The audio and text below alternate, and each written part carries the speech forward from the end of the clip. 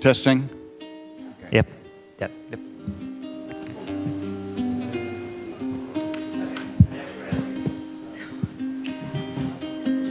And where's the camera?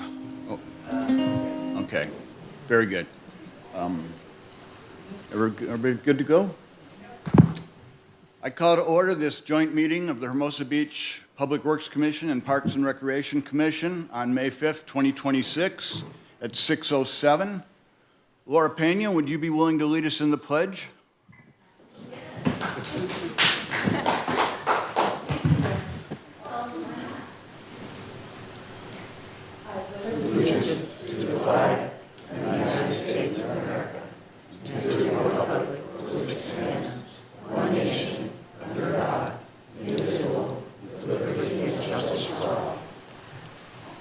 Okay, that brings us to roll call. We'll have a roll call from both commissions. We can start with Parks and Recreation. Commissioner Tullis? Here. Commissioner Warner? Here. Commissioner Maroney? Vice Chair Horowitz? Here. Chair Elman? Here. You have a quorum for Parks and Recreation. Public Works. Commissioner Hayes, Here. Commissioner Britton, Here. Vice Chairperson Lakeville, Here. Chairperson Gretton. Here. We have a quorum for Public Works Commission, noting Commissioner Babin is absent for this meeting. Yes, and I have a prepared statement from Commissioner Dunbabin, who couldn't be here this evening. So I'm going to read that on her behalf. Although Kathy Dunbabin thinks the Joint Public Works Commission and Parks and Rec Commission meeting is very important, she is absent from the May 5th meeting because she is out of the country. When Kathy made her trip reservations, this May 5th meeting had not been scheduled, and the scheduled Public Works meeting was to be held on May 20 after she returned. Because she is not traveling on business, California SB 707 appeared to prevent Kathy from acting as a participating commissioner in the meeting on Zoom. However, the city attorney firm reviewed the information on April 26 and found a loophole, but there was other requirements, such as her location to be open to the public and accessible. Because she was not able to fulfill those requirements at this late date and could not change her location, Kathy could not Zoom the May 5th meeting as a Public Works Commissioner. And that brings us to the end of roll call. So public comment, this is the general public comment period. This is a time for members of the public to address the Parks and Recreation Advisory and Public Works Commissions on any items on the commission within the Commission's jurisdiction. The public's invited to attend and provide public comment. Public comments are limited to 3 minutes per speaker and will be taken both for those present in the chambers and also remotely on Zoom. No action will be taken on matters raised in oral communications now, except that the commissions may take action to schedule issues raised for a future agenda. And again, I'll point out that typically this is for general public comment, but if you're time constrained and don't have time to wait for the main item, which is the CIP review, you can come up and speak to that with the understanding that you only get one chance and you will not be able to speak when the item is heard. So I'll now open up the first public comment. First public comment is Christine Schultz. Hello. This is more for the Parks and Rec side. So I'm back again to express my displeasure this time with the last month's meeting's decision to not form a pool committee and ask you guys to reconsider again. At last month's meeting, a few of us mentioned the missed opportunities to build a pool with Beach Cities Health District, Redondo Beach, and I could see the shocked looks on your guys' face. You all admitted later in the meeting to having no idea about these possibilities. I worry that you all think the dog park group are the new standard, that a group of residents do all the work and this department just signs off on it. And I love the dog park and I want a dog park, and I think we can have both. The pool is just more complex, involves talking to neighboring cities as part of a possible solution and other organizations that are local that might not be in Hermosa Beach. This can't be the standard for when residents want change. We want to work with you, but we can't do this alone. I just also want to remind you that a pool was the #1 ask of Hermosa Beach Parks and Rec in both the 1990 and the 2024 Hermosa Beach Master Plans. The community wants this. And then I also, just a little sidebar, I know I have 2 kids on the Hermosa Beach Youth Council, and there was a survey that was supposed to go out to the school community, which I think is a great representation to get opinions on what they want to see around town for Parks and Rec. And I think it was due yesterday, but I have an 8th grader still at Hermosa Valley. She never got the survey, and I think it might have been unclear if the Hermosa Beach Youth Council was supposed to hand them out or what, but I think a very direct way to get this information back from a good group of Hermosa residents in the youth category would be to work with the school district and maybe just get it sent out to Hermosa Valley, which are kind of the older students in the area, and have them fill out what they would like to see changed in terms of Parks and Rec ideas around town. And I think you guys would get a really good sampling just to see what the youth of Hermosa Beach would like for change. Thank you. Anyone else? Next, we have Samantha. Okay, so we'll go to remote. No, she just announced them. Oh, I'm sorry.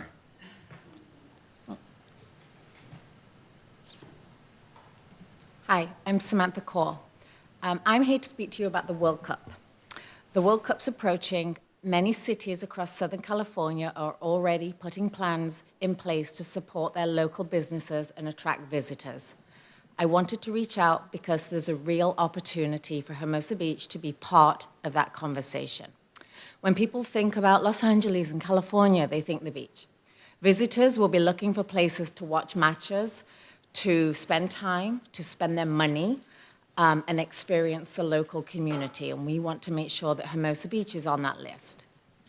While we're later in the process than many other cities, there's still time to implement a focused, practical plan. There is a number of low-cost, high-impact strategies that could be put in place quickly to position Hermosa Beach as a World Cup watch destination, support local businesses with simple plug-and-play assets, improve visibility through search and digital channels on websites and optimize them for the World Cup search, create a coordinated experience that encourages visitors to spend locally.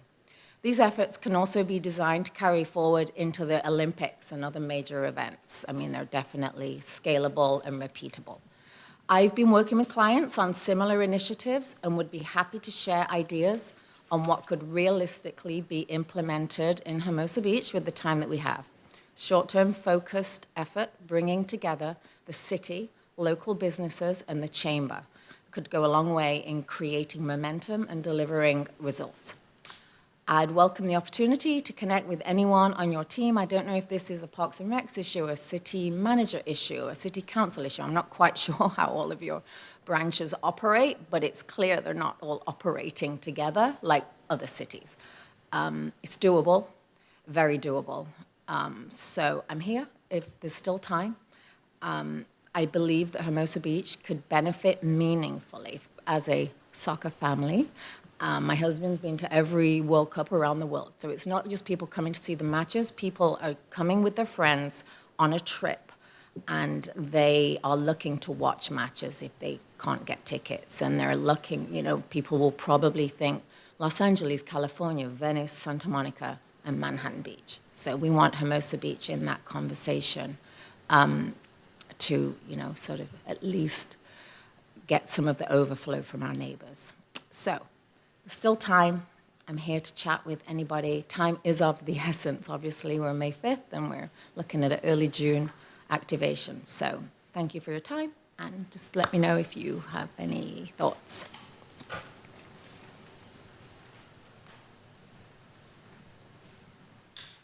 Next, we have Tara. Hello, I'm back. All right, so as you know, for more than 50 years, a swimming pool has been Hermosa Beach's #1 parks and recreation need.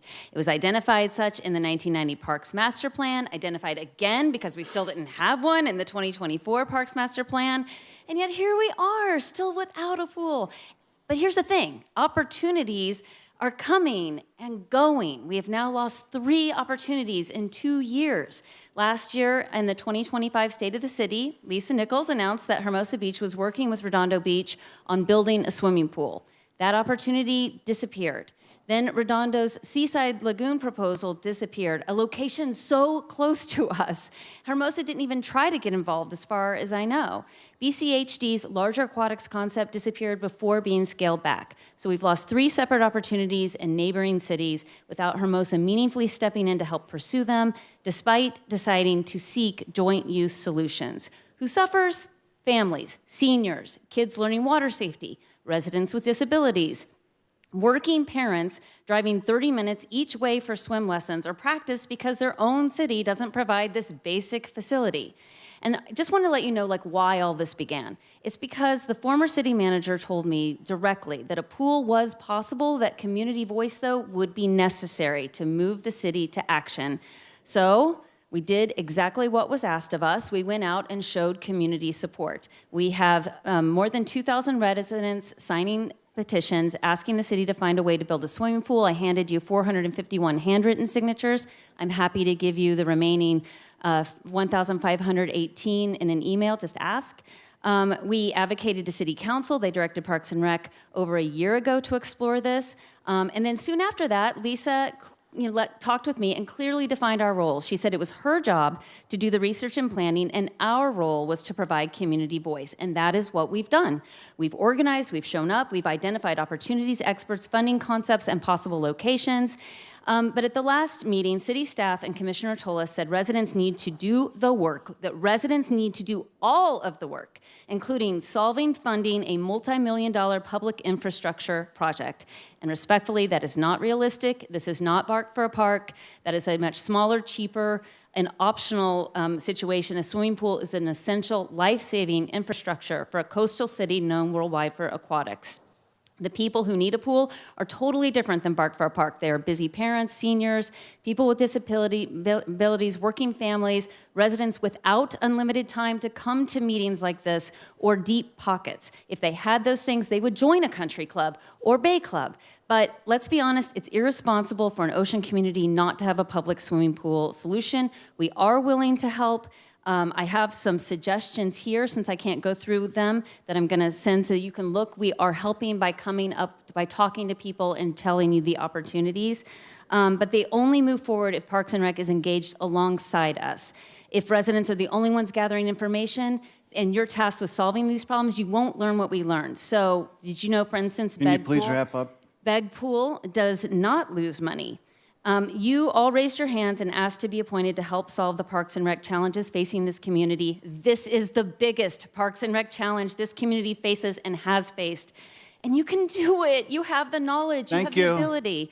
So I promise you, if you build it, they will come. Thank you. Next, we have Angie Silverman.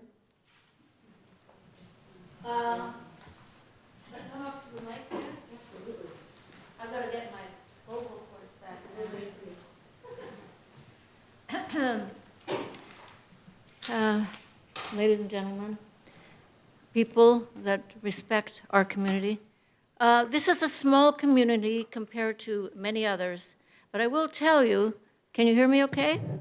I will tell you that I used to be someone from Manhattan Beach, okay? Got that? Now, Manhattan Beach has more facilities, including the things like a place where all the kids pay to go to the schools and to go to these events. Here, we don't seem to have that. Maybe we don't have enough funds. But when my first child was born, the very first thing the doctor said, do not go anywhere that has a swimming pool if it's at your home. If it's somewhere else, those children need 100% examination and watching, because it's a very easy way for a child to slip into the water. It happened to me when I was quite a young child.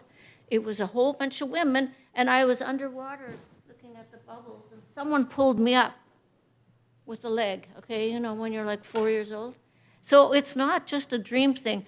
Oh, that wouldn't happen. No, it can happen to anyone. And I do not see that we should talk so much about the swimming pool as who will be looking. You need 3 or 4 persons all the way around while there's light and while the thing is open to make it feasible for no one to drown, okay? Otherwise, I think it's a fabulous idea, but that has to come with that part. I am an urban planner by profession, and I have done very well in trying to guide things just because these are reasonable things. These are things that don't have to cost so much. The kids that are at school, they can get credit for doing these kinds of things. There should be a few very good supervisors, okay? I've probably talked longer than you need to hear from me. I love you all, and I like to see it go. We need all of the really solid pieces of the children with the parents. Thank you. Next, we have Jackie. My name is Jackie Tagliaferro. I live at 1824 Valley Park Avenue. Good evening, fellow Hermosans. I am the writer of the obtrusive black box on Valley Drive. I was shocked to see a solid, ugly, obtrusive black box at Clark Field surrounding the public courts as I drive by after being away from Hermosa for almost 5 weeks. It looks so large and daunting, prohibiting the view of our public park from Valley Drive. It's awful. A huge blockade of our public park. It's uninviting for Hermosa Beach. It prevents a clear view of all the courts. Parents cannot see their children playing on the basketball courts. You cannot easily see if there's anyone on the open courts or anyone playing there. You would have to find a parking space to check for the open courts. Supporters of the farmers market cannot easily see their children playing inside while shopping or eating lunch. Baseball families no longer have a clear view of the basketball courts. Our police and city employees cannot clearly see all the courts as they drive by. It's a huge safety hazard, and the homeless court, I think, is going to be totally secluded when they're held there. I'm appalled that Parks and Rec were never included or advised of this design element. I would like to see it taken down completely and replaced with something that has more visibility to all the courts or nothing at all. I did drive by yesterday when I was taking my elderly neighbor for a blood draw, and I noticed that some of the pieces were down. I was not able to clearly look at all the courts, but what a difference it made to be able to see through there. The black drape that was still there, you still could not see the tennis courts or the pickleball courts, and the basketball court was surrounded on whatever it was, 3 sides. So I would like to either take a look at some neighboring parks. I've driven by Manhattan Heights, and they have some green stuff up there that you can clearly see. All the facilities as well when you drive by. So and down Redondo Avenue, I would really like to see it all taken away. Now, someone thinks that it's stopping the wind. I mean, we live down in the valley. It's not even that windy down here. So I think it should be all gone. It makes Hermosa look more open and inviting. Thank you. Before we move on to virtual comment, is there anyone else in the chamber that would like to speak? Am I allowed to make public comment? On not an agenda item? Water Okay, we're moving on to virtual comment. Typically, we don't Be a have. commissioner comment section of this meeting, though, so that's something I feel I'd like to put on public record. I think when we close public comment, you can do so. Okay. I have a question about this whole process. I don't see anywhere in here for public comment other than right now. So can I speak after you guys talk about it, or this is my only moment? Yeah, there will be a public comment when we hear the item. We're going to hear it like a typical item, as I will explain when we get to it. Moving on to virtual comment, we do have Tony Higgins on the line.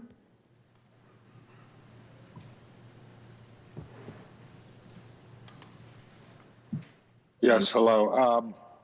The staff report went to great lengths to point out that we are in the middle of a physical crisis, a significant one.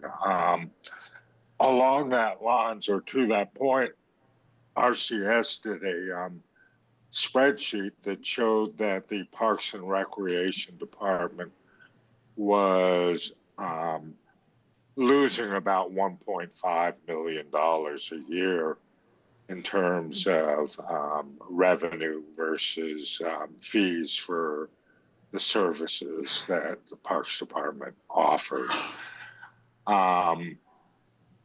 That RCS study was credible enough to raise the rates of 100 or so fees, community development and public works fees.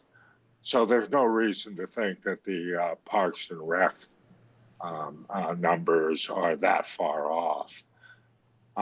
What do these subsidies mean? This 1.5 billion in subsidies mean? It means that taxpayers are subsidizing individual applicants for park services, and the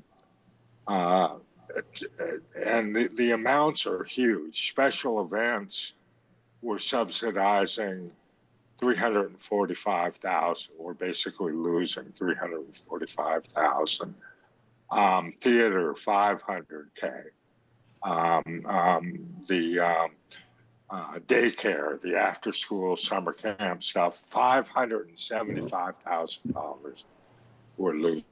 Ball field rentals, 100,000.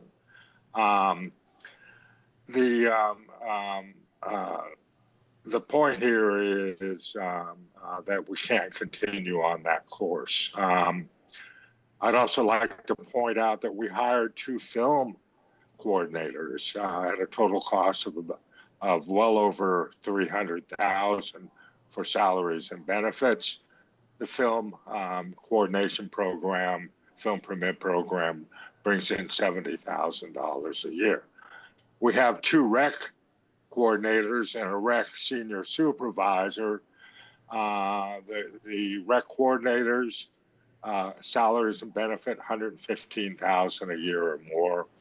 The rec supervisor, senior supervisor for 2 people, $130,000 a year or more.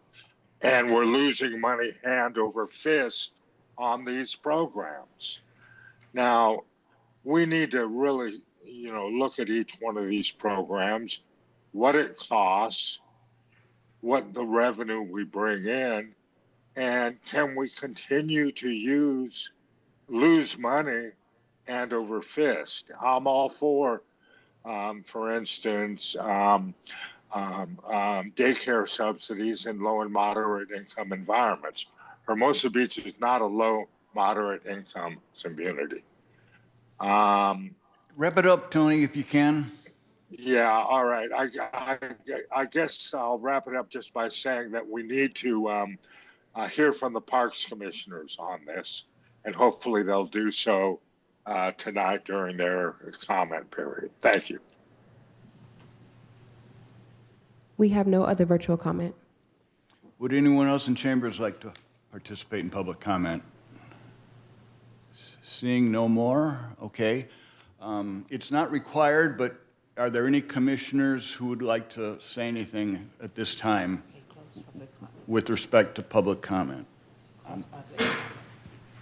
I was going to close it after. Yeah, I am closing public comment, but now we'll have an informal add-on to this agenda item, which is the request I just put out there. All right, good, okay, it is on. Yeah, regarding the fee study and the information shared at City Council meeting last week, it was pretty eye-opening to see that information and see the $1.5 billion subsidy going on with the fees in Park and Rec. And I'm happy to report that I did ask the director about this. And as mentioned in the City Council meeting, staff is looking at the fees and reassessing various fees that Park and Rec intends to charge or suggest changes to those amounts. And those recommendations are expected to come back to our commission before going to City Council for final approval. So, anyone else on the Parks Commission?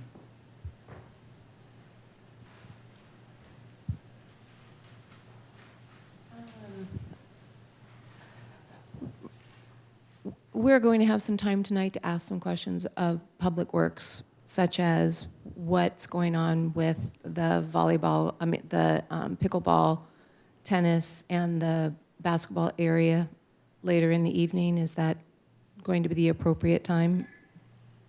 We do usually have questions for staff at the end of the meeting. But we can, I'm happy to. I'm happy to either answer those questions now, or we could do it as part of the CIP review. Either would be fine. Okay. So the question is regarding, I'll just call it the black box because it does semi-work. You did remove the east side portion of the netting, or what are we calling it? We're calling it a windscreen. So this weekend, as I visited the Clark Field, because it was a very busy Little League weekend, the courts were being used inappropriately by the kids because kids are kids. My question is, can we remove the north side of that screen? Because if you go in there right now, you'll see there are at least a half a dozen skid marks from all the bikes. The trash was ridiculous. And again, there was a lot going on at Clark Field, but nobody can see what's going on in there. And I think that we could look at damage, but it's just not safe. So I'm wondering if that is something that's already on your list. I know you've already moved the east side screen. And also, for some reason, the nets are up on the pickleball courts and the tennis courts there. Was that because we're looking at how the courts are going to work, or are we playing pickleball? That's one question. So also regarding the fees, thank you very much for bringing that up. I think we're going to be discussing that at our next meeting. Is that, you'll be sharing all that with us? Over the next couple months, we'll be bringing fee updates to the commission, similar to what we just did at our last meeting with the special event permit program. In June, we'll be bringing park after-school program and Valley Park summer day camp fees. Okay, but when we go back to, by the time this goes to council, will be done for 26, 27 with fees? We're going to come to some sort of agreement. The residents will be here to hear what fees are being raised, why. Everything will be coming to the commission first for review, and then to city council. Okay. Over the next couple of months. So after the park after school program and Valley Park summer day camp fee update consideration, we will be focusing on tennis, because we are taking pickleball fee updates to council next Tuesday. And typically the tennis follows the pickleball court fee. So we'll be bringing those to the commission likely in June. And we're also looking at field use fees and our outdoor fitness permit program fees. Okay. The dog park update will be at our next meeting. We will have gotten somewhere with that. The feasibility report is being presented to the city council at their meeting next Tuesday. Okay.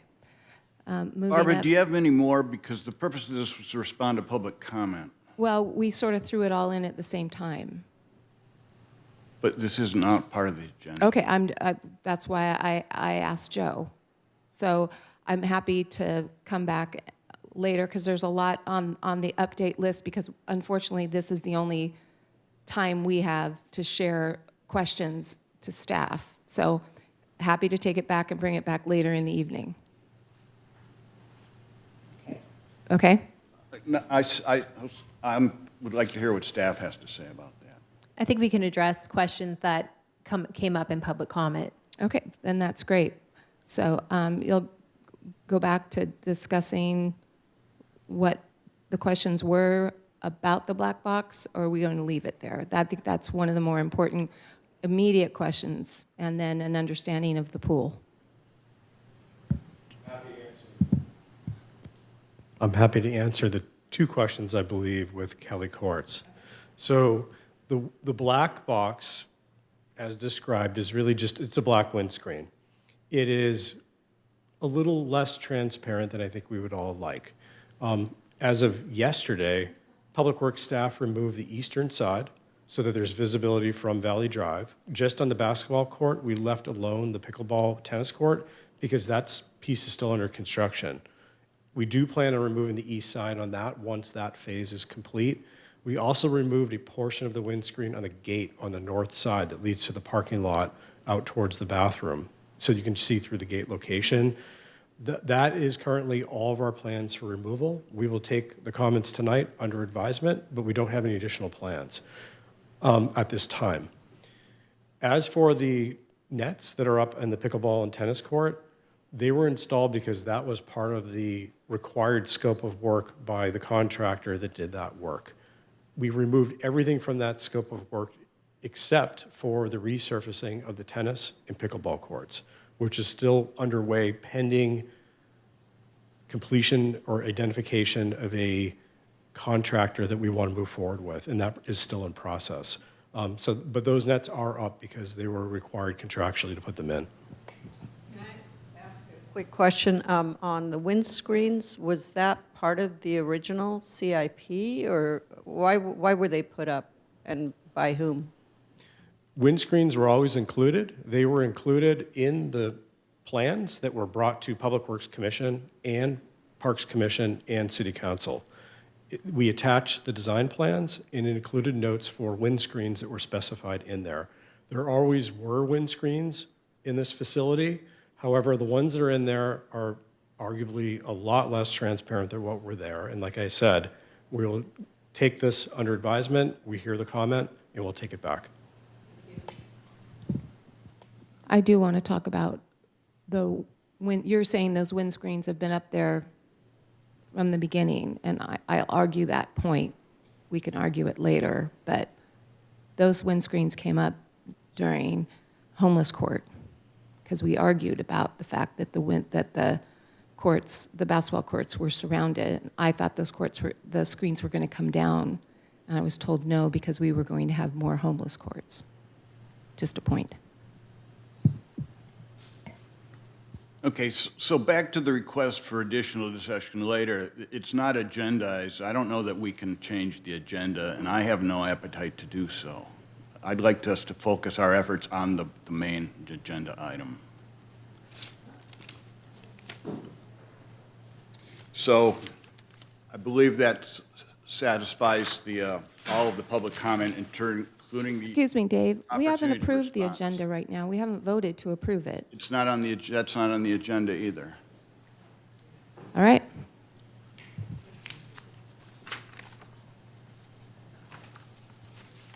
So this now brings us to our main item, which is item 4.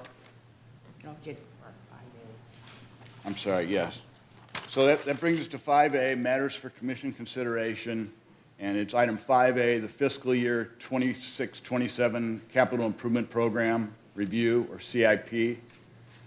The main objective of this is to review and provide input on the proposed FY 26-27 CIP, capital improvement program, including project scopes of work, project funding, sequencing, and the deferred and unfunded project list, and make recommendations to City Council. And I was going to bring it up front, but now's the time just to acknowledge the fact that we are having a joint meeting.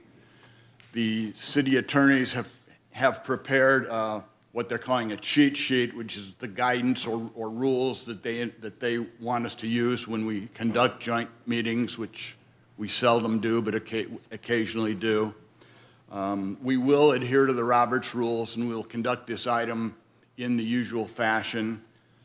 A couple of special things within the procedure provided by the attorneys is that we do decide to have one chair to run the meeting, and since the Public Works Department develops and manages the CIP and has prepared the staff report and will be presenting tonight, it has been decided that I, as the chair of this Public Works Commission, will be the chair for this meeting.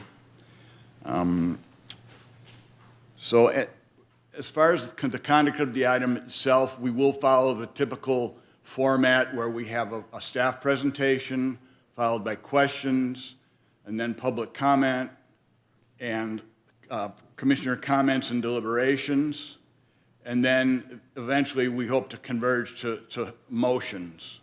The other special thing about considering joint meetings like this is that there will be separate motions made by each commission with respect to the staff recommendation. But otherwise, we will be doing everything jointly. So we'll ask questions jointly, hear public input jointly, and deliberate up until the point where we're actually doing the individual motions. So, and then I'll be giving some additional instructions as we get to each of the subparts in the conduct of this item. So with that, I believe we're ready to go ahead and start off with the staff presentation. Thank you, Chair Grayson, Chair Ellman, commissioners. Thank you, everyone, for being here tonight. Pleased to provide an overview for the Capital Improvement Program, CIP, for the upcoming fiscal year 2026-2027. A quick overview of what's ahead tonight. The purpose is really to get joint commission input and the community on the overall CIP. That includes scopes of work, funding dedication, allocation, and how that aligns with staff capacity and overall priorities across the CIP. One statement that I'm going to make, and I'll probably repeat through the presentation tonight, is that staffing and funding remains very constrained. Currently, Public Works workload is full for the next 2 fiscal years with no capacity to take on any new work without the removal or replacement of those projects. So currently, as programmed, it is at or over capacity. It's already going to be a challenging to deliver what we have in there. Another theme that I'd like to point out is that really deferring projects is no longer a sustainable strategy. Historically, we have been deferring many projects, but the point that I really want to emphasize tonight is that we are getting to the end of the road with many of them. Some projects can no longer be deferred. City will be taking on greater costs to repair or replace the longer we defer certain projects, and some are becoming growing safety challenges, and so it's going to require a continued focus to advance these projects that have gotten to that state. Also, many of the projects in our proposed CIP and even our current CIP in the past are not fully funded. It's rare that they are. And the reason for that is because the city simply does not have the resources to fund all projects for all phases at one time. And so each year we have to make careful decisions on what can be funded, and that's also based on what can reasonably be delivered in the next year, aligning with staff capacity and the timeline it takes to advance those phases. Overall, tonight is part of a larger budget discussion. There are going to be several meetings leading up for the budget adoption that happens in June, is scheduled for June. We kicked that off with a budget study session at council last week. There'll be more budget discussions at City Council next Tuesday. And we want to move things around this year a little bit where we bring both commissions together as there's some overlap in the responsibilities for commissions and be able to help get that preliminary input before we have the more traditional CIP study session with City Council, which is going to be Thursday, I believe it's May 28th, at the end of the month. So the goal is to take this feedback as part of the budget development, see if we can make some updates as we get to the next meeting with City Council. But we also want to provide a larger context of the budget and where we're headed. And to help support me with that effort tonight, I'm going to invite our Administrative Services Director, Brandon Walker, to cover a couple slides before I continue with my presentation. Thanks, Joe. Good evening, commissioners. So twofold purpose of these next 2 slides. One is to kind of give a rehash. So as Joe mentioned, we presented our FY27 fiscal outlook to the full council last Tuesday. And the second is to kind of double click. Joe mentioned the funding constraints, funding and staff constraints, the 2 biggest constraints when it comes to project needs are always going to outpace project supply and resources. And one of the biggest resources we're talking about is money. So just to give you some more fiscal context of the budget constraints as we have our robust CIP discussion. The one thing I think that's not too clear to the community is there's no consistent structural general fund support for capital projects. Essentially what has happened in the past 4 to 5 years post-COVID is influx of one-time COVID funds, vacancy savings, deferred projects. Joe's done a great job of spending, increasing the spending rate to meet the CIP needs. But we've essentially relied on one-time savings from the general fund to fund our ongoing CIP. It's been more or less a pay-as-you-go approach. So we'll talk about why that's important when we're talking about the amount of projects coming down the pipeline. The bad news, the COVID money has been exhausted. Vacancy savings when the general fund can no longer be counted on. We need structural resources to talk about funding ongoing needs. The rule of thumb is essentially we need about $8 to $12 million on any given year to do what I call the meat and potatoes of public works infrastructure repair. Streets, sidewalks, just the basic bare bones. $8 to $12 million. We're replenishing at a rate anywhere between $4 to $6 million. So you can see a double-edged sword with Joe delivering on projects. Him and his team are executing and spending at a faster rate than we can replenish CIP. So that's something to consider when we talk about what the docket looks like over the next few years.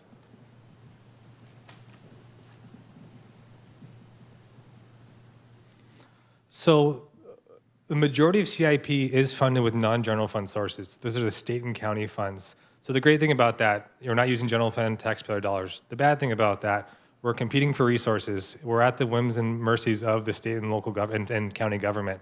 And a lot of these funding streams are restricted. Certain gas tax measures can only be spent on sidewalks and road repair, not on special projects like dog parks or pools, unfortunately. So we have a steady flow of county and state funds. However, those comes with strings attached, and they're very, very restrictive. And again, we don't have the ongoing general fund resources to continue funding CIP. If you had seen the last mid-year review at the end of March, our financial team, we're projecting no surplus for FY26. So going into FY27 budget, we're forecasting no excess one-time revenue to devote towards CIP, which is something that we have not had to experience in the last 5 to 6 years post-COVID. And again, an $8 to $12 million need and a funding replenishment of $4 to $6 million, this is structurally unsustainable when it comes to just doing the bare minimum CIP work. Major unfunded projects that are still in the pipeline, which we'll talk about tonight, funding for the city yard, estimated to be about $20 million a year, depending on environmental review. What that equates to is about a $1.2 million debt service on an annual basis that would need to be able to fund that yard. Pier projects, we're still working on with council to get direction on full maintenance, full replacement. That's a massive project that can span into the high ticket price with no current funding stream. So again, these are the special resources that are projects that are competing with our ongoing needs. So what happens with project delays? As Joe mentioned, every time we delay a project, costs go up. I think the CPI has risen by about 4.25% over the last 5 years annually. The further we delay projects, the more expensive they get. Something to keep in mind. So with all that bad news, I'll turn it back over to Joe to talk about our FY27 CIP. Thank you, Director Walker. Appreciate it. So in addition to some of the funding constraints, there are 3 different key challenges that I want to point out for project delivery in the coming year and beyond. The first is, as I stated earlier, our CIP workload is completely full. We are at over capacity in some cases over the next 2 years. So it's already a very tight schedule. And we have a number of projects that are reaching what I'm calling the critical state. The pier, city yard, dry wells, which we'll talk about, community center windows, and there's others that are growing in need and urgency as we continue to work through a backlog of deferred projects. 2, the work plan is highly sensitive to staffing levels. So any proposed plan that we present tonight, the detailed estimated project schedule that we have, is completely dependent on how much staff we retain through the year. Currently, we're down 1 engineer. We have a small team of 10. If one's gone, that's 10% of our workforce is out of the window. Right now, we are working to recruit to fill that, but we still are in what remains a very competitive environment for civil engineers.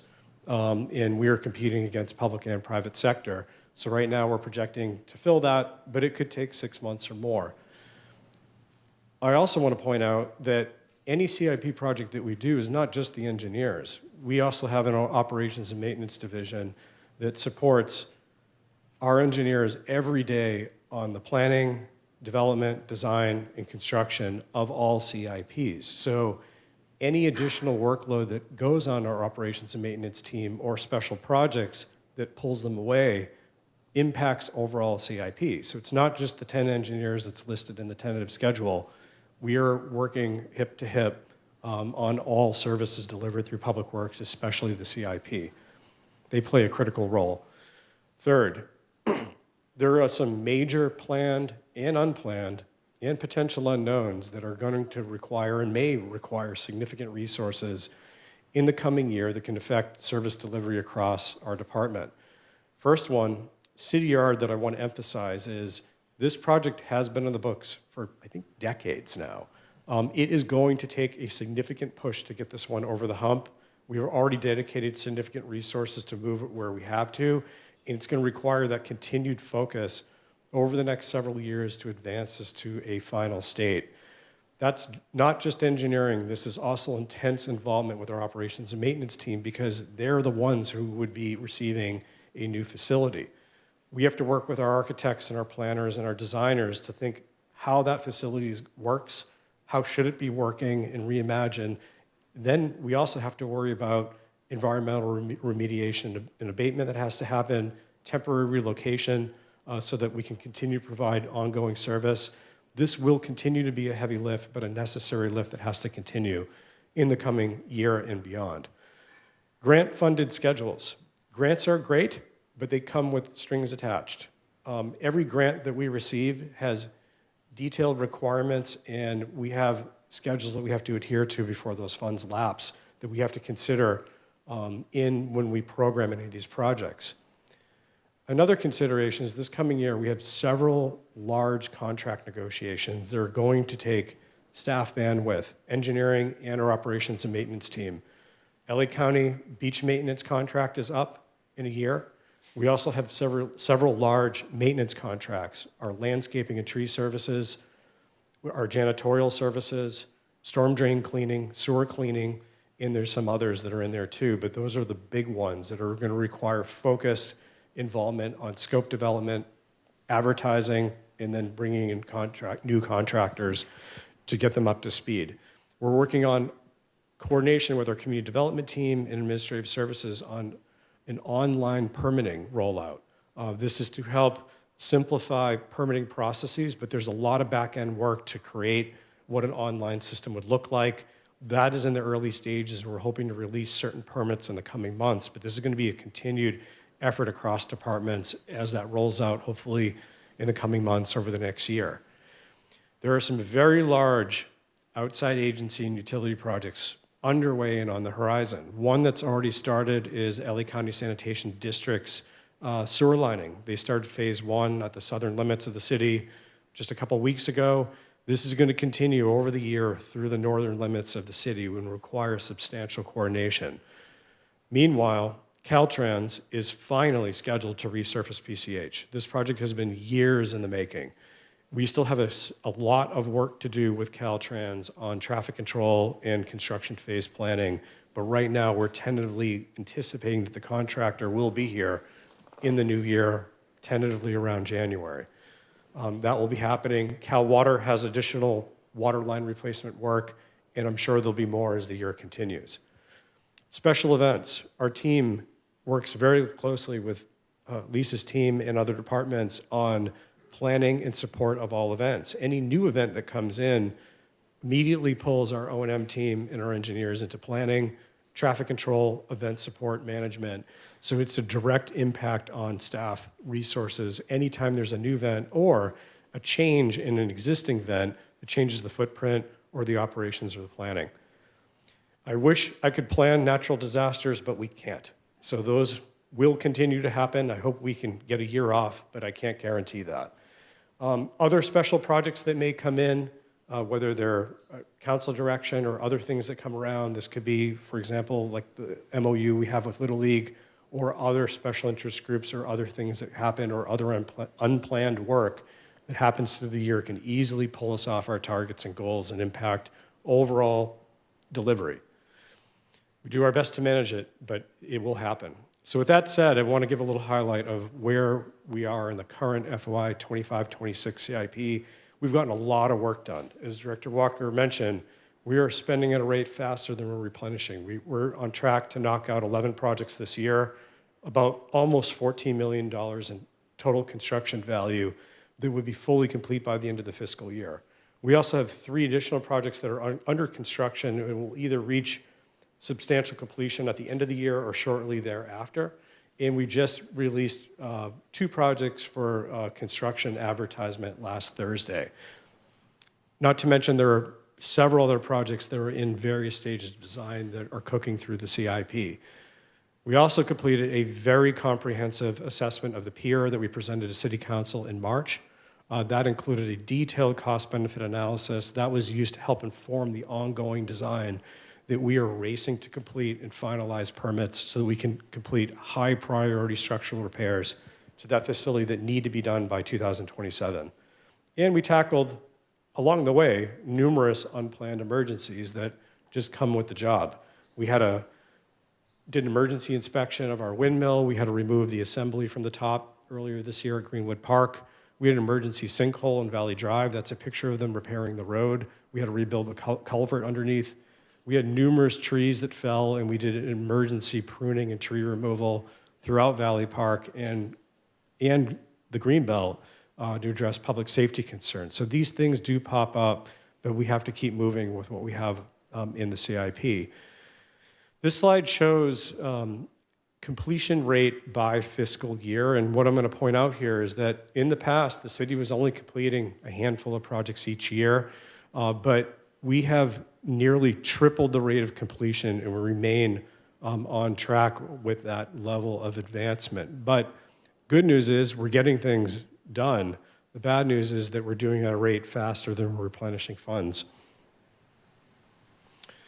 There were 7 projects that are targeted for full completion, including closeout, that I'll quickly highlight. I won't go into a lot of detail. What I will point out on this slide is that some of these projects were technically complete with construction in the ground prior fiscal year, but one thing that continues is that we have what we call closeout on projects. So even when you see construction is done and the cones come down and the crews go away, our team is still working on all the administrative work that happens with it afterwards. We have a lot of reporting requirements that have to happen, and if grants are involved, this closeout period can continue for many months beyond where construction actually ends. So especially the ones in the top row, they were all done last fiscal year, but we continue to work on them through this year. That's why they remained on the books, but now they're being removed for the next fiscal year. But that is how these projects work. We have several projects that are in closeout and expected to be complete prior to the end of the fiscal year, and so these would be removed from the CIP. Our sewer project, South Park Slope, our significant work that we did at Parking Lot C for structural repairs and renovation, restoring gas to the community center, that will all be finished. And we have 3 other projects that are nearing what we'll say substantial completion, but then again, the closeout period is likely to continue into the new fiscal year, so these will remain on the CIP. Our Green Streets infiltration project, we have a community development block grant project. We have to spend these funds every 3 years if they lapse. We're doing curb ramps on Monterey. And our Kelly Courts project that we talked about, which is still not complete and we're working to wrap up.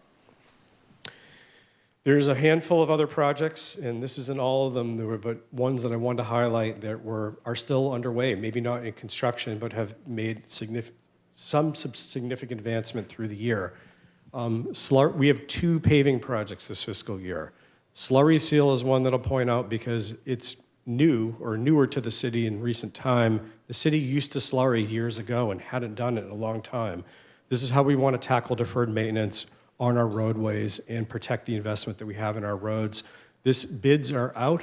That was advertised last Thursday. We're also working on a very large paving project. This is about a $4 million project, and we've combined it for efficiencies with the city sidewalk project. The sidewalk project will actually also include pedestrian crossing safety enhancements on Ardmore, 25th, and Longfellow in response to concerns we've gotten from that neighborhood. We're looking to install the rectangular rapid flashing beacons on that road. Greenwich Village, long stalled project for utility undergrounding is finally under construction, well underway. We've been working on it with our police department on the Real-Time Crime Center. This is a federal grant. Federal grants have a lot of requirements. So right now, while we have a contractor on board, there are significant approval requirements with the federal agency which faced substantial delays with government shutdowns. So I'm going to also keep hitting on this theme about grants can be great, but they can also, it's a double-edged sword. Playground equipment, this will replace playground equipment at Valley Park, Seaview Park, and then do some repairs on the mat at South Park. We had purchased the equipment, and now that we have it, we've advertised for construction to bring in our licensed contractor to do the installation. That was put out to bid last Thursday.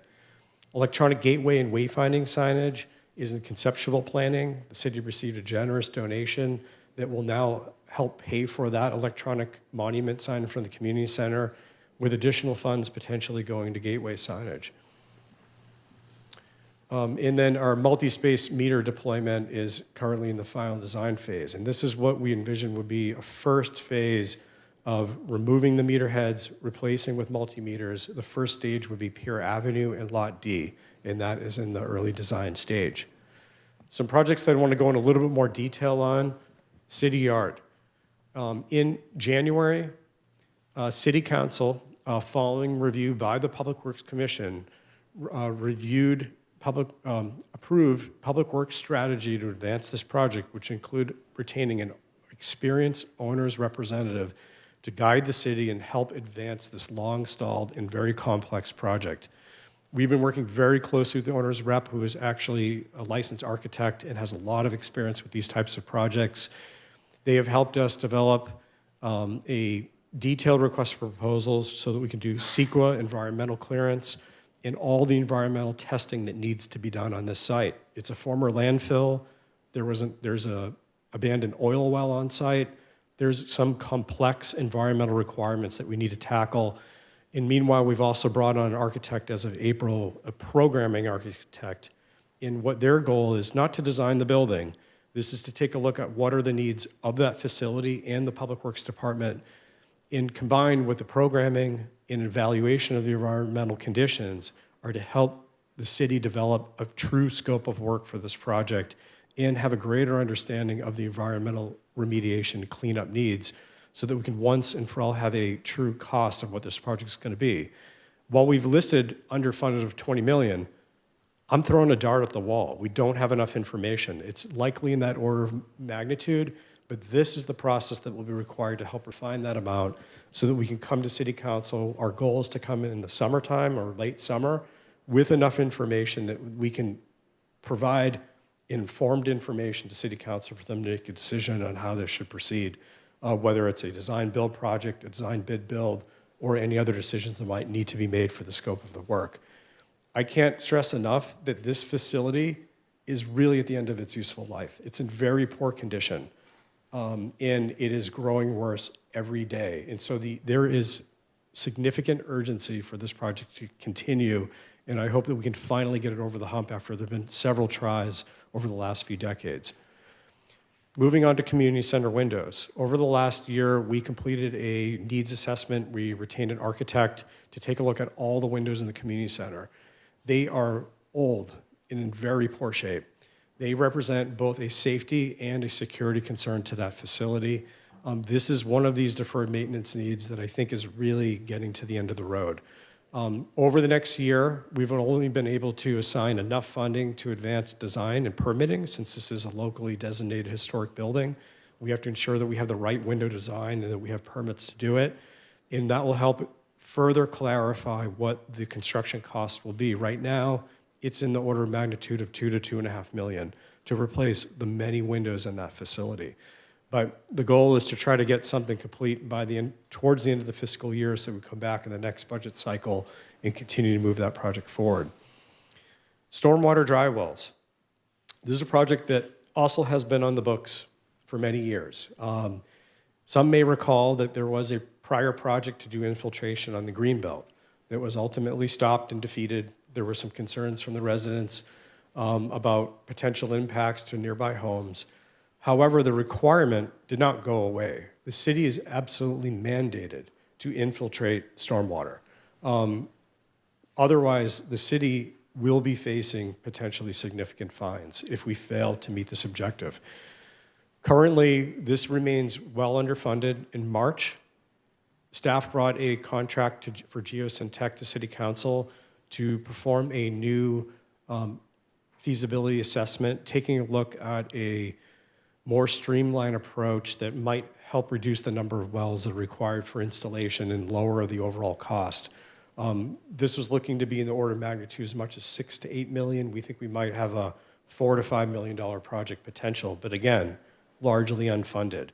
The goal is to complete this assessment this spring. We're going to be joining forces with the City of Redondo, who also has similar requirements, to submit for grant funding. We won't hear on that grant until January whether we would be able to get design funds, but what staff is recommending is that we allocate funding so that if we find out that we don't get it, we have money to get going in design, because it's going to be critical that we show the Water Board that we have made advancements toward this goal. So our recommendation is that we design and build as much as we can afford to work towards compliance. Another very large project on the CIP, and this one has been on the CIP for years, but I think it's finally here, and this is one that I want to highlight. The PCH Aviation Mobility Improvement Project, and this builds off some really detailed work that the community was involved with in council years ago. It dates back at least to 2014 or beyond, taking a look at safety conditions, potential pedestrian, bicycle, vehicle safety improvements along the PCH corridors from Artesia all the way to Redondo and aviation from Prospect to PCH. There was a detailed master plan that was completed in 2014. City subsequently submitted to Caltrans what they call a PSR PDS. It's a project study report. It's the first step in the environmental review process for Caltrans to consider a potential project. My understanding is that when this was submitted, there were some various options in there that included things such as roundabouts, which Caltrans ultimately deemed infeasible given the land taking needs. However, the project does remain with other potential options, looking at reconfiguring PCH, potential beautification measures, other items such as utility pole undergrounding, but the corridor is very constrained. Aviation Boulevard also had options to look at bike lane installation and other beautification and safety, intersection safety treatments. But once again, a constrained corridor. To fit anything in there, there would likely need to be a trade-off in the cross-section. The next logical phase is what we call the PA&ED, which is the environmental document and preliminary design. There's no actual design in this, but this is a Caltrans document that would be required. And so far, the city has received preliminary approval for almost $5 million in funding through the South Bay Cities Coalition of Governments, and this would be administered through Metro. This will remain largely unfunded. This is likely easily a $20+ million project to do as envisioned, so there would have to be subsequent funding, but this would fund the first part of it to get it to the next piece, and this will be a multi-year significant effort on staff resources. Currently, Metro is working with Caltrans on scope of work, and once we have an approved scope of work with Caltrans, they'll be sending us a funding agreement that staff intends to bring to City Council for further consideration before this continues, but this will lock in staff resources for some time. Moving on to CIP 193, we have Hermosa Avenue safety improvements. This has also been in the books for a while, and it's a project that's morphed into a couple different phases. A few years ago, you may recall that we installed the rectangular rapid flashing beacons on Hermosa Avenue in a few other locations, about 10 locations through the city. That was the phase one, and this would be the second part that would be more civil improvements, so larger improvements, but targeted along the Hermosa Avenue corridor with focus on 5 intersections, but looking at intersection safety, including things like curb extensions, enhanced crosswalks and curb ramps to current standards. It would also consider the evaluation feasibility of installing a bike lane on Hermosa Avenue in accordance with the bike master plan and general plan. That would be a consideration. and also looking at reconfiguring the parking along the median. I think some of the challenges that we have parking very close to the crosswalks. You would look at potentially daylighting, pulling parking back, but we have a very constrained parking supply, so we'd also look at reconfiguring parking along the median. I think there's some opportunities to shift parking so that we don't lose parking on that corridor, and potentially some options that might net parking through potential median closures. This is going to require a traffic analysis, community involvement, and then ultimately city council approval. We have a grant pending through the COG. We are waiting for a Metro draft agreement. The city would have to match. These would be design funds. And we would have an opportunity to subsequently submit for construction funding should we have a project that's viable and has local approvals. This is another item that staff intends to bring to council for consideration of approval of that agreement, likely sometime in the summer. But once again, with these grants, we don't have a good timeline on anything. It's really when it comes, we have to react to it to keep on their schedule. The pier, which I talked about a little bit, is in poor to serious condition. And that is what we reported to City Council in March following the detailed assessment that we did. There's a few things here, and this is a complex one, and I'll try to make it as simple as I can. We have a currently funded high priority repair, structural repair project. We are in late stages of design. We just learned this week that we're going to be getting final Coastal Commission approvals in June. Following that final approval, we're going to be looking to advertise this project for construction because these repairs have to be done by 2027. Otherwise, we're going to have to do additional inspections and face potential closure or closures of the pier. And we're trying very hard to hit a very small window of time for construction. We don't want to be rebuilding the pier in the summer. But the winter is also very challenging too. So we're trying to start after the busy season in September, October, and then continue through the winter and wrap up before spring season hits. All challenging with public bidding requirements, but I think we're on track.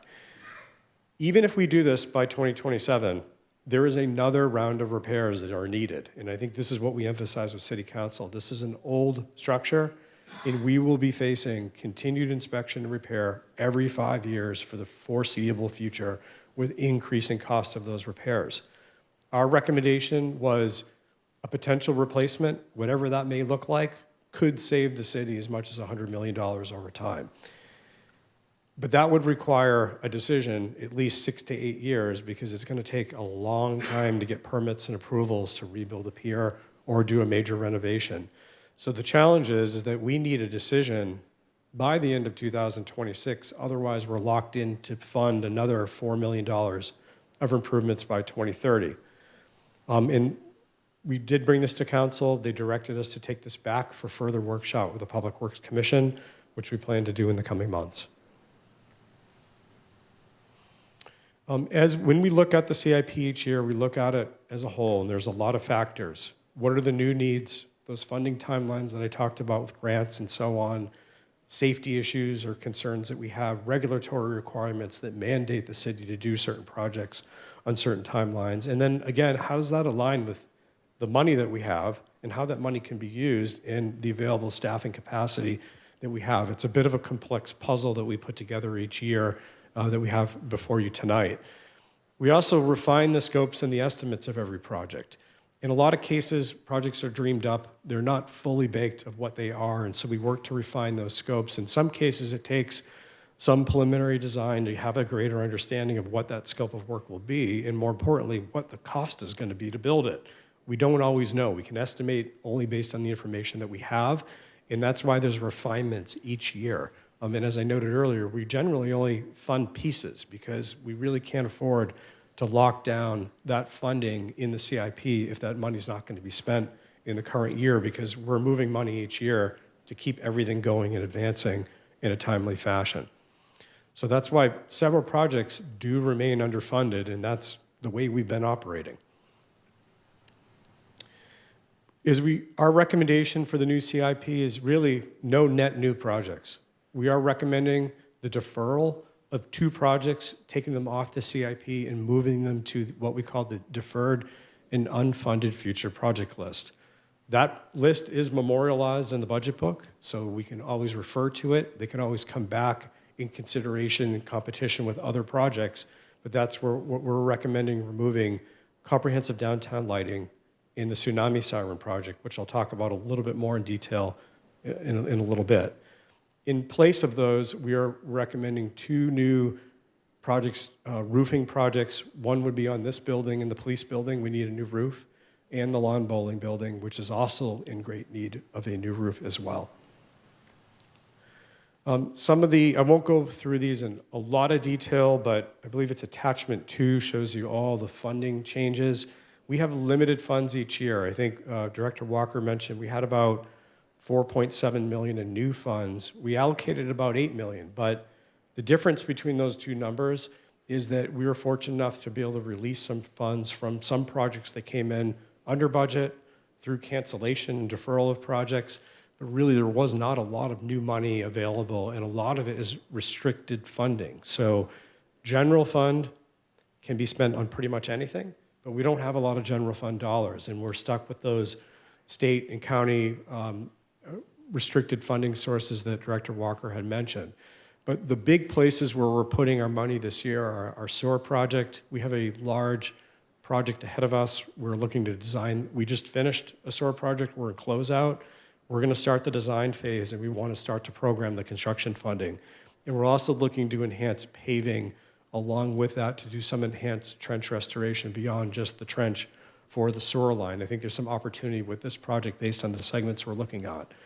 We're increasing our funding for the current paving project with the goal of trying to add some additional segments, but also because of rising cost. You may have noticed oil prices have gone up. That impacts paving as well. City Yard, we need continued funding to keep moving. We're recommending another $1 million gets added in. To give you a sense of where we are, we have about $2 million in there now. If this is $20 million, soft costs are typically 15 to 20%.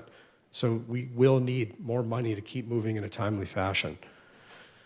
Stormwater dry wells remain a high priority in the pier, and then there were some other minor adjustments to several other projects in the CIP, which I'm happy to come back to. This chart shows the total CIP budget by fiscal year, and what I'll point out here is that over the past many years, projects were getting added quicker than they could be completed, and so what looked like a growing, healthy CIP budget is a bit misleading, because as I showed you in the last few years, we've tripled the completion rate. We're spending $8 to $12 million a year, but only replenishing at 4.7. And this year, you can see there's a notable decrease or dent in the trend line in that chart, as we're looking at about a $23 million budget versus 35 last year, and that's because of the spend rate. And costs are going up too, so there's also inflation baked in there too, so it shows that it's actually a lot lower. As I noted about the available funds that we had, 18 million of that 24 or so were actually carryover. And we only had 4.7 new funds, with much of it being restricted funding sources, which are detailed in your, I believe, attachment 2. As we look at the schedule, in your packet, there's a very detailed, estimated schedule, very tentative, but there's a lot of factors beyond just the funding. We have to take into consideration the safety needs, deferred maintenance, how long can certain things wait, and where are those restricted funding requirements, where are the deadlines? Some of this money lapses, and we have to take that into account in the planning versus all the different phases and approvals that we have to go through. Each grant that we get has its own rules and strict spending deadlines and approval process. We also have regulatory requirements that dictate what needs to be done, council priorities, and one that I'm going to highlight here is construction impacts. When we do look at these, it's not just a matter of, let's get 24 projects done next year. We can't build 24 projects at once. We wouldn't be able to manage it, and the residents would not put up with it. And we also have to think about location. It's not just about how many projects are happening at one time, it's where are they happening? Are they all happening in one place? Are they happening in sensitive areas in the summertime that impact our downtown businesses or tourists and visitors and things like that? And so that is a consideration as we lay these schedules out. And unfortunately, there's some schedules that we cannot control because of these outside forces that end up dictating when things happen. So there is a little bit of that. We can't always pick when it's going to happen.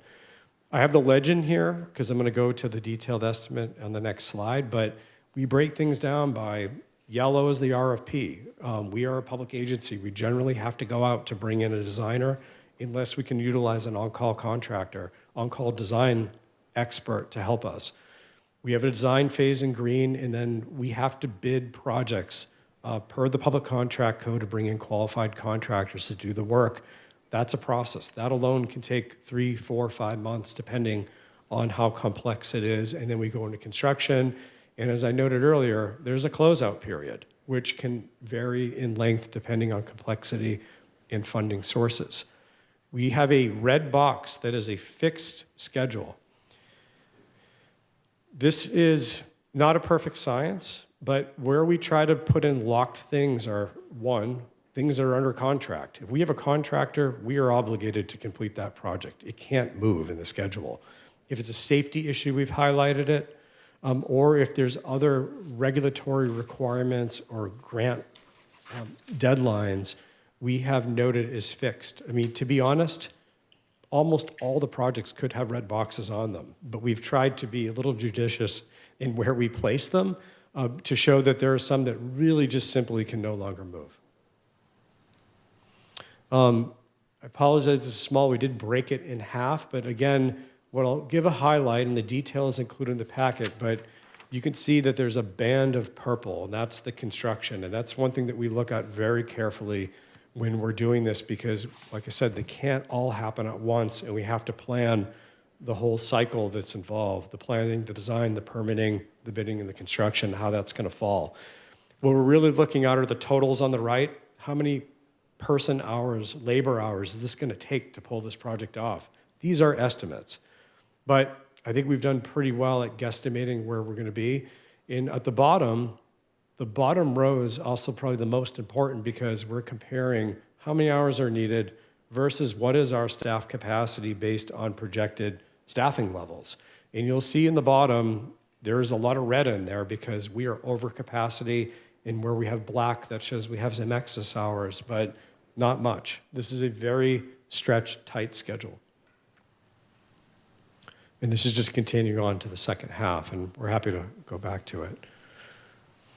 A few areas, there are 3 things that I want to really emphasize in addition to the overall CIP. One, and really acknowledge that there are 2 projects, as I noted, that are being moved to the deferred and unfunded list. First, I'll start with the downtown lighting project.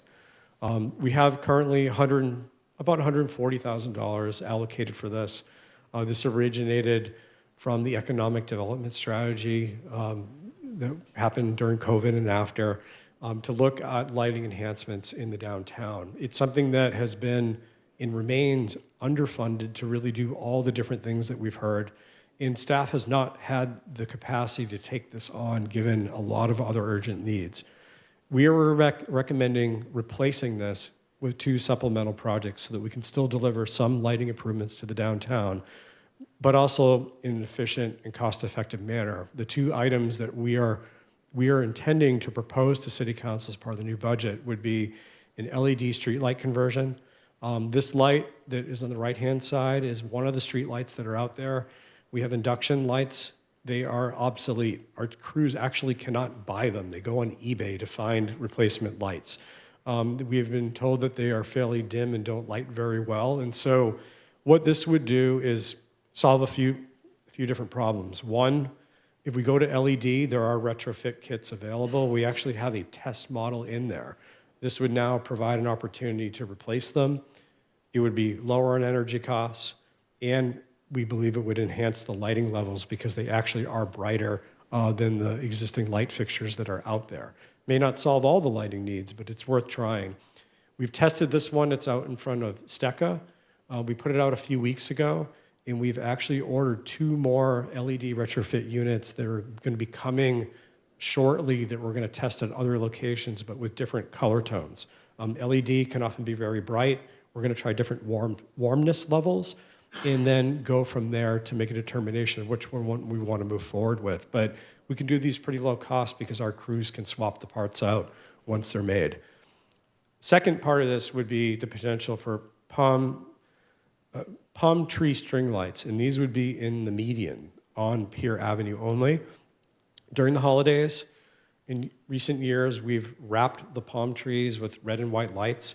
This potential proposal would install lights year-round. There is an LED rope light that is available that does have, you can change colors based on different needs. I will say there's likely a maintenance cost, perpetual maintenance cost that would go with this, but they are fairly low cost to install. It's likely that many of the lights will have to be replaced each year, but our proposal is to try it for a year and then revisit. And of course, this would be subject to City Council consideration, whether they would want staff to move forward with this or another nonprofit agency in town to take it over with an MOU, to be determined. The second project that is recommended for removal and actually just moving to the deferred unfunded future list is the tsunami siren project. This has been long delayed and honestly debated over the last few years, but what I want to clarify what this project actually is. The city did receive some preliminary grant funds through FEMA. It's only about $75,000. We have a $25,000 match in the budget, but it was only intended to be preliminary feasibility assessment and to install I'm going to call a secondary device at the community center. When this was submitted, the intent was that LA County was going to install what they call the Beal system on the beach. And that way we wanted to have a secondary system, and that's why we didn't apply for a grant for the primary system on the beach. Since then, we've learned that the actual cost at the community center is likely in excess of $400K, which the grant will not cover, and that the LA County has no intention to install the Beal system anytime soon. So what we are recommending is that we think there are some lower cost options available in our primary location on the beach. We recommend removing this, foregoing the grant, and having staff continue to search for other opportunities for the primary system or continue to work with LA County. But we don't recommend it continuing with the secondary system. 2, we have a new project that we are recommending to add to the deferred and unfunded future list. As I noted, in July, staff proactively were completing a structural inspection of the Vetter windmill. This is in Greenwood Park. It was long overdue for a detailed inspection by a structural engineer. We actually got a bucket truck, had them inspect every inch of it. And what it revealed is that we need to very quickly remove the top. The assembly weighs about 1,800 pounds and was at risk for falling. And I think we actually had an event scheduled the next week right under it for the Blue Star Memorial. So we acted very quickly to remove it. We rented a crane to take it off. But the structure is in very poor condition and it can no longer support that load. So removing the top has addressed the immediate safety issue. There is no concern with the wooden structure. Of course, one day it will have to be addressed, but it can remain as is as long as the very heavy top is not on it. We've done quite a bit of work working with windmill specialists, yes, they exist, that do this kind of work, and it can be completely refurbished. Most of it is original on the top. The blades have all been rebuilt. They're not original, but the inner core of the gears and part of the assembly actually are probably over 100 years old, but they need complete repair and refurbishment. And we would need a new wooden structure and a new foundation, all designed and construction. This is easily an order of magnitude of $400,000 to $500,000, which staff is not recommending to move forward given the number of funding and staffing constraints this year, but it will live on the unfunded list. Third, as I have been stating, the unfunded and underfunded list continues to grow. We have updated all these numbers, and so the first number, the 59 million, is what is unfunded, and this includes current projects that are proposed for next year, the 24, plus all the recurring projects that we know that we'll need to do in the next 5 years. So these are things like our regular paving and sidewalks and ADA improvements, we're looking at a $59 million unfunded need, so more than double what we currently have programmed this year, because not all phases are funded. The unfunded deferred list is now grown to 89 to over 200 million, and that really depends on scope on a lot of those items, but it's a big range, but also a big number that continues to grow. And as I noted, we have a lot of projects that are just reaching the critical end state and have to move, and we have to find a way to continue to at least partially fund them to move on. And while grants will certainly continue to be part of the city's strategy, they cannot be relied on to address the most pressing needs. Generally, grants do not align with the type of things that we need. Usually they pay for new things. They don't pay a lot for the repair of old things. So that is one challenge with them. We will certainly look, but I'm going to be very upfront that is not going to dig our way out of all the unfunded needs.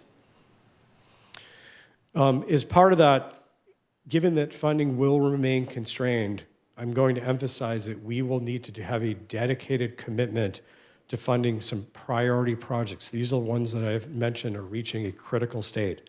The city yard, continued effort on paving, our windows in the community center, the pier will need a continued funding commitment in the coming years. We will not be done after we do this round of repairs. And then the drywall projects, because we are required to do it. These are just a few of the items, but the ones I really wanted to highlight that are on the CIP that we're going to need to keep funding them. With that concludes all the comments I have. Thank you for bearing with me. It's a lot of material. We do have some recommended actions here to really for commissions to look at, as I noted, the scopes, the funding, the sequencing, those unfunded lists to make recommendations to City Council, as well as the particular items that have called out for additional consideration. That concludes my presentation. We're happy to answer as many questions as we can. Thank you, Joe. Before we go around with questions, getting back to your last chart about what the recommended action that would come out of here, on number 2, and I don't know if you, okay, there, okay. So number 2 has a couple aspects to it. It has where you're deferring 3 projects, the siren, the windmill, and the, thank you. And then there's also an aspect to that where you just highlight what you think are your highest priorities, which were things like paving, windows, and you had 5 items there. So would you agree that if we just go ahead and focus on item number 1 with the priorities and the funding and the sequencing, that we will just naturally address number 2? Yeah. Thank you, Chairperson Graythan. Yes, I believe we can capture 2 with 1, provided that there's no objection to any of the recommendations that we specifically highlighted in number 2. Right, and just to give you a chance to speak further, and it goes to item 1, you know, it appears that, so it's kind of like, what do you want to get out of this meeting from us? Thank you for that question. So what I think is helpful for staff is that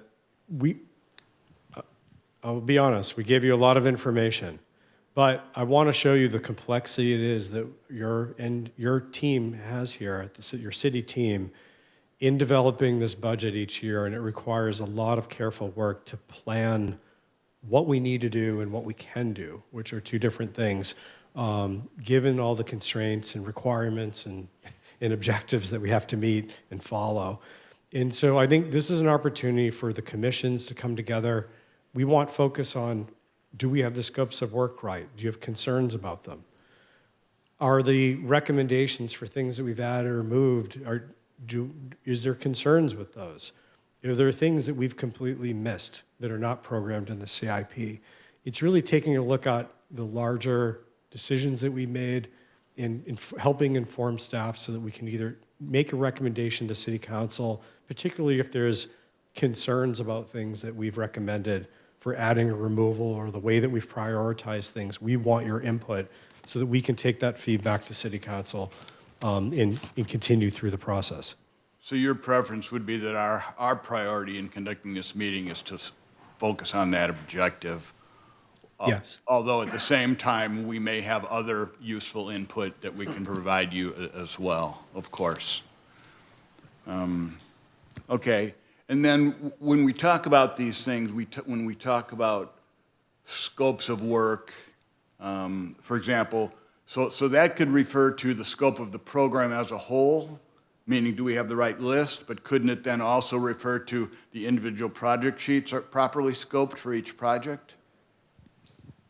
Absolutely. If there's questions or things that folks feel that we left out or concern about things that we specifically include, we could definitely have those discussions and we would take that feedback for potential modifications. I will say, if there are any requests to move projects, either expedite or delay or add, there's a trade-off with those. And so any of those moves would have to be countered with another adjustment. So for example, we cannot add anything into the work plan without removing something from the work plan or deferring other items in the work plan. And we'd have to consider the consequences of those actions. But unfortunately, there's no simple adds anymore. Okay, and then when we talk about sequencing, you're mainly referring to the schedule or perhaps whether something just in simple terms has been deferred or not deferred then, right? Correct. So it's kind of like, do we have the right list? Are the individual items properly scoped? And do we think the timing is appropriate? And then, of course, we could assume that timing and priorities are somewhat tied together in that you tend to work first on the things that are higher priority. I don't know if that's one way one might look at it. Okay. So again, I just wanted to ask those leading questions to help us get in the right frame as we proceed further. So thanks for that. So the way we're going to do the questions part is the Public Works Commissioners will go first, and then the Parks and Rec Commissioners will go next. I don't have a particular preference of the order which you guys go. And then when we actually conduct the questions, I'm open to giving a little bit of leeway there that if you have a question that's sort of a piggyback question and it just makes sense to ask it right now, rather than waiting your turn and just you feel it makes no sense. So exercise your judgment, and if you want to request that I recognize you for a piggyback question, I'm willing to do that. And then I can go back and give the floor back to the person who has their list of questions handy. And I'll just take this opportunity to say also that with such a large group of people trying to manage this meeting, I do request that you request to be recognized before you speak so that things don't devolve into a free-for-all discussion. So we'll see how that goes as well. So with that in mind, is there anyone on the Public Works Commission that would like to start with questions? Chairperson, I recommend we do just the opposite. We go over these and ask these questions all the time. I'd like a fresh perspective to have the Park and Rec maybe bring their questions before us. Well, I had discussed this with staff, and the preference was to do it the other way, so I'm going to defer to staff's preference, but thank you for your input.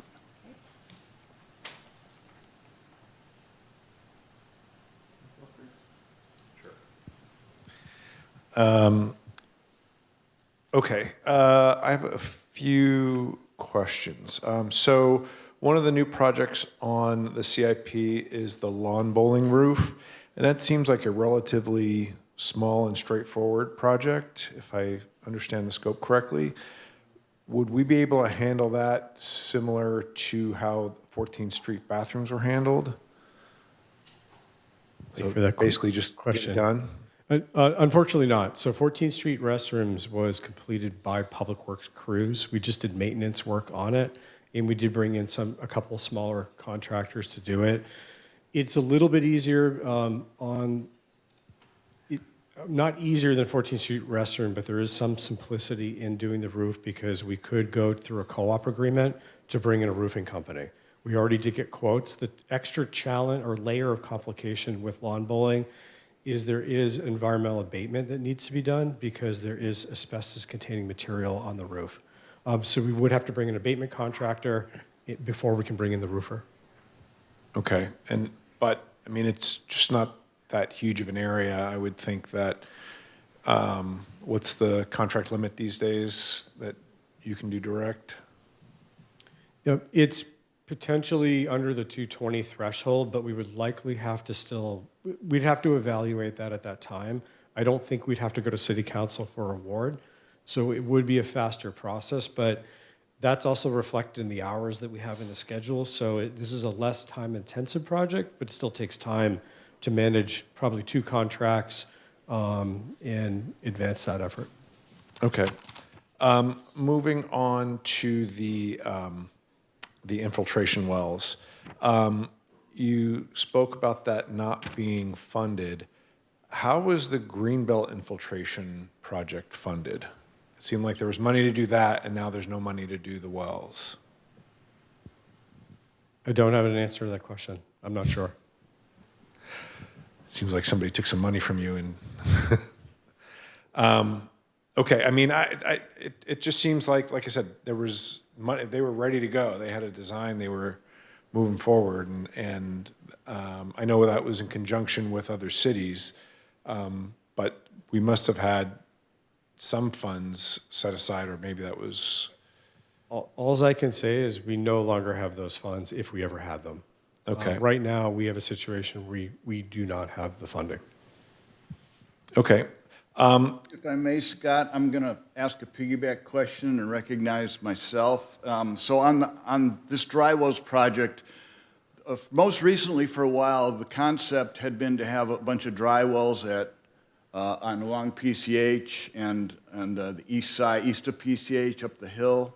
And now the latest revised project summary sheet says that you're looking at them at South Park and Bicentennial Park. Will you consider to look at both possible sites, or how did you arrive at which the focus would be at now? Thank you for that. The original study that was done, or feasibility assessment, as you said, there were many dry well locations east of Prospect Avenue. I think one of the concerns we have is how many locations that they were proposing and how many different neighborhoods that would impact. We've since brought in Geosyntec that believes that there may be some validity to reducing the number of dry wells by having them further downstream. And we have really good soil conditions. And so they believe that if we were to locate them closer to Bicentennial or South Park, we might get a better infiltration rate, which could reduce how many we have. I'll say at this point, it's still preliminary. Wherever we end up with, we're going to have to do some outreach and get approval before we can go forward. So I would say there is we don't have a firm option yet, and I think everything's on the table. It's just really trying to find a way that is palatable to the neighborhood and we can afford in advance. For the benefit of people who may not fully understand the scope of this project and are hearing, oh my God, you're going to put something in a park, can you kind of explain what the project will look like during construction and what it will look like after construction? Right. Yeah, exactly. We're trying to, when it rains, what we're trying to do is put the water back into the ground so that we reduce the flows primarily to the Horondo outfall. Because when it rains, what happens is all the water goes in the storm drain and all those pollutants flush right into the ocean, which impact your swimming conditions and health conditions after a rain event. Often they'll say it's not safe to swim after it rains, even though it's a sunny day. And so what all the South Bay cities are stuck doing is trying to reduce those pollutants that go out into the ocean. What an infiltration basin is going to do, it's going to catch that storm water and then infiltrate it into the ground naturally so that it goes back into the groundwater table. And helps filter out those pollutants. So it's a big concrete ring chamber. We have to dig a big hole, and there's going to be a lid on top of it. So How- we have to think about where it's going to be placed and what it's going to look like. Can you talk about dimensions? Because people think big hole and they think about what was going to go on at the Greenbelt, and it's nothing like that.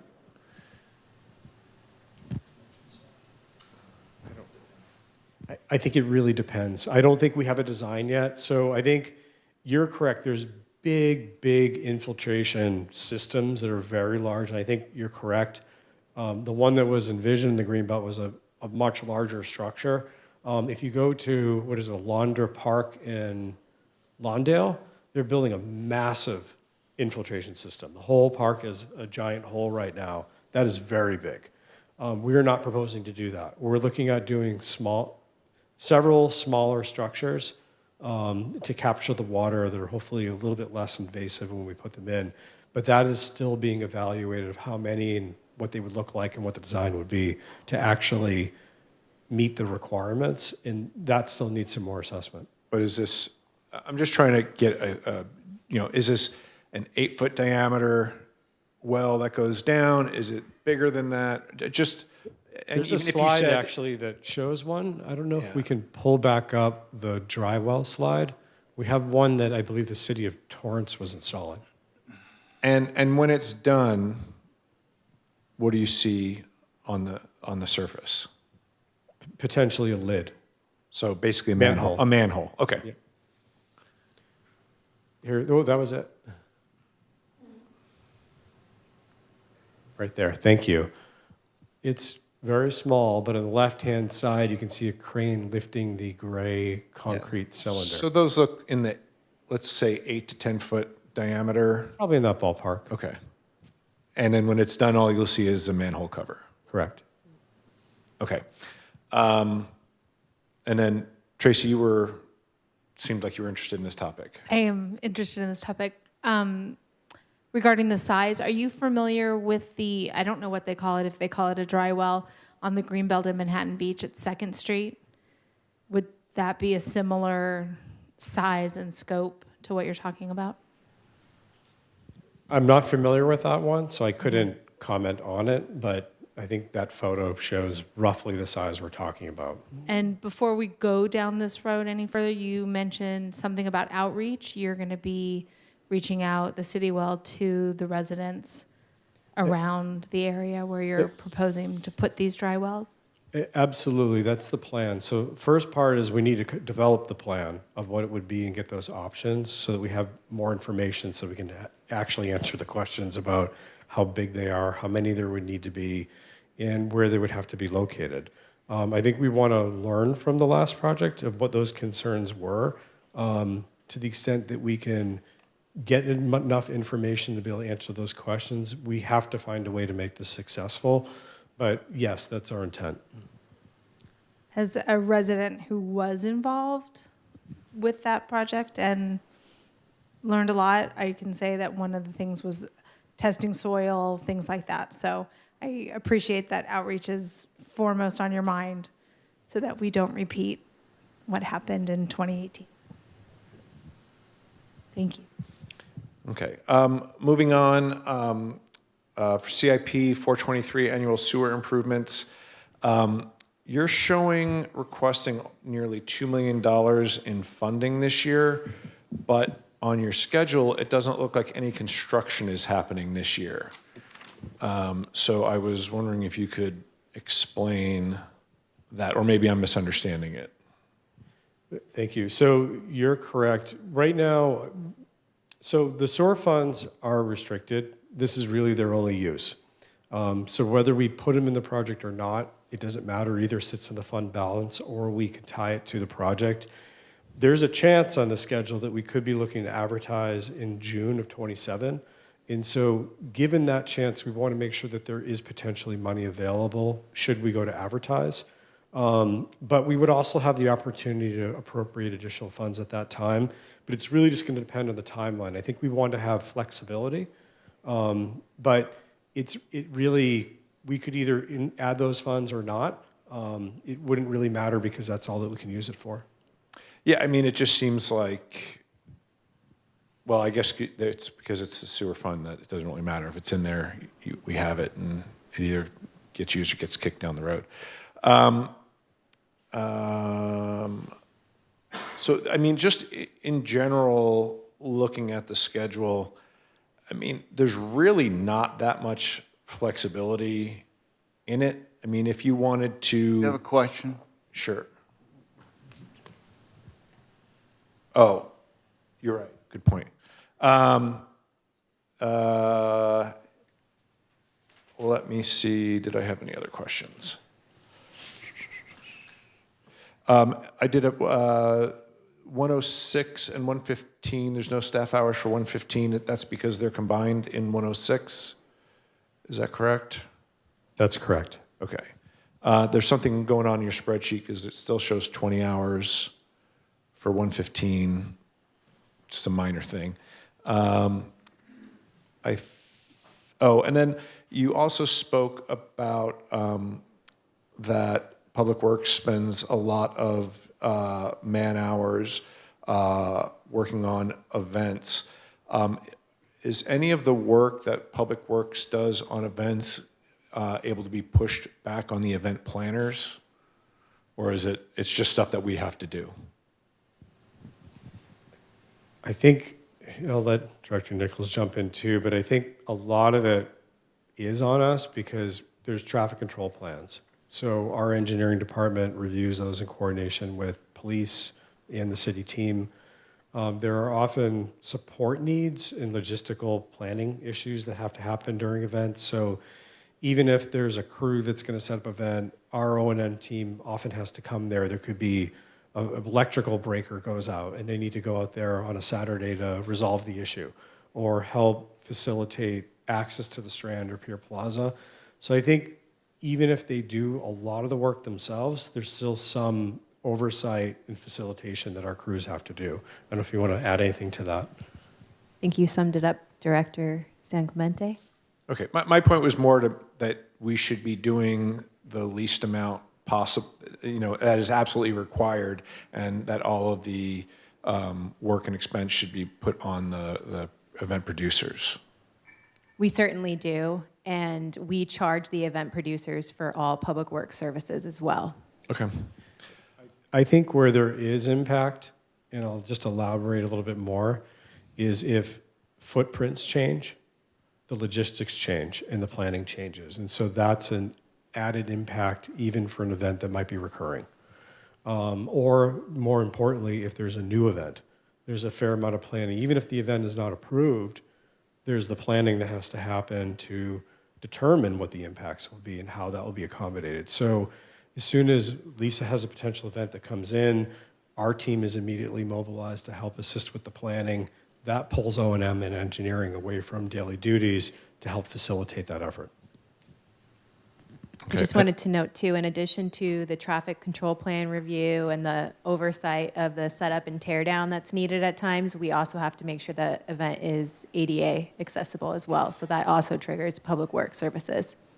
Okay, thank you. That's it for me for now. Commissioner Britton. Okay, thank you. First of all, thank you for a thorough report. Even though we've heard it before, the updates, which are constant, is great. My questions mainly regard the community center. As you said, it's an historic building, and thank you for moving ahead with the windows. I know we struggled with that for years, getting around the hysterical concept of it. A couple questions. One is, I know there's been some nonprofits been approached to do some grant funding for some of the work over there, but anything like that added, does that also create more work and staff time for you?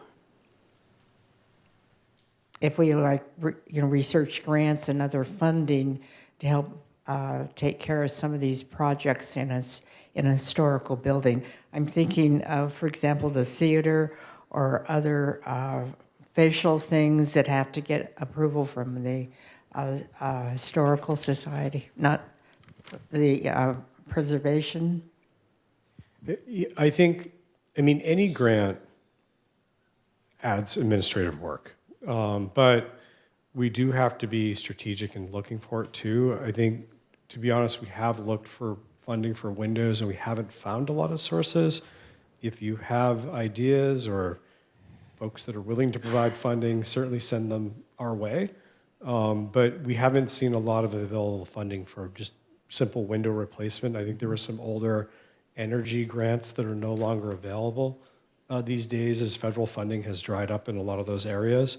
So it's just become more competitive. But I think we're definitely open to it, given that there is a funding gap for it. And if there is a grant that aligns with it, I think we would definitely be interested. I think federal funding is always a little trickier, but again, we're open to it. Yeah, I'm thinking more than the windows. I know there's a lot of work needed in that building, and especially the theater. We've talked for years about that. But it's like going out and finding funding for it, and where does it complicate what you're already doing or need to do? That would make it more difficult. Commissioner Leggold. Yeah, thank you for the update. Very, very thorough. I don't have many questions. The other commissioners have covered a few of the things I was thinking.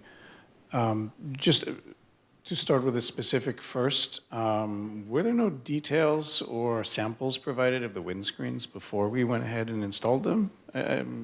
It seems like everyone's surprised by the density, the lack of transparency in the material.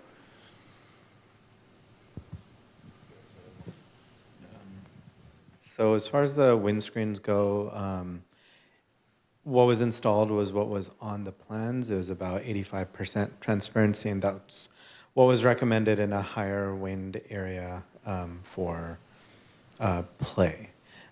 We didn't get specific mock-ups on this. It wasn't something that was called out by the designer. That's going to be something that we look to do otherwise.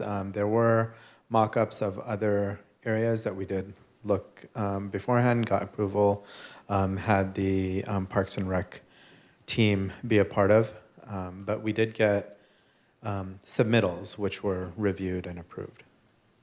Okay, are those primarily for wind, or are they also for noise? Because I remember there was some discussion about noise as well from the pickleball specifically. I believe just for wind. Just for wind, yeah. Okay.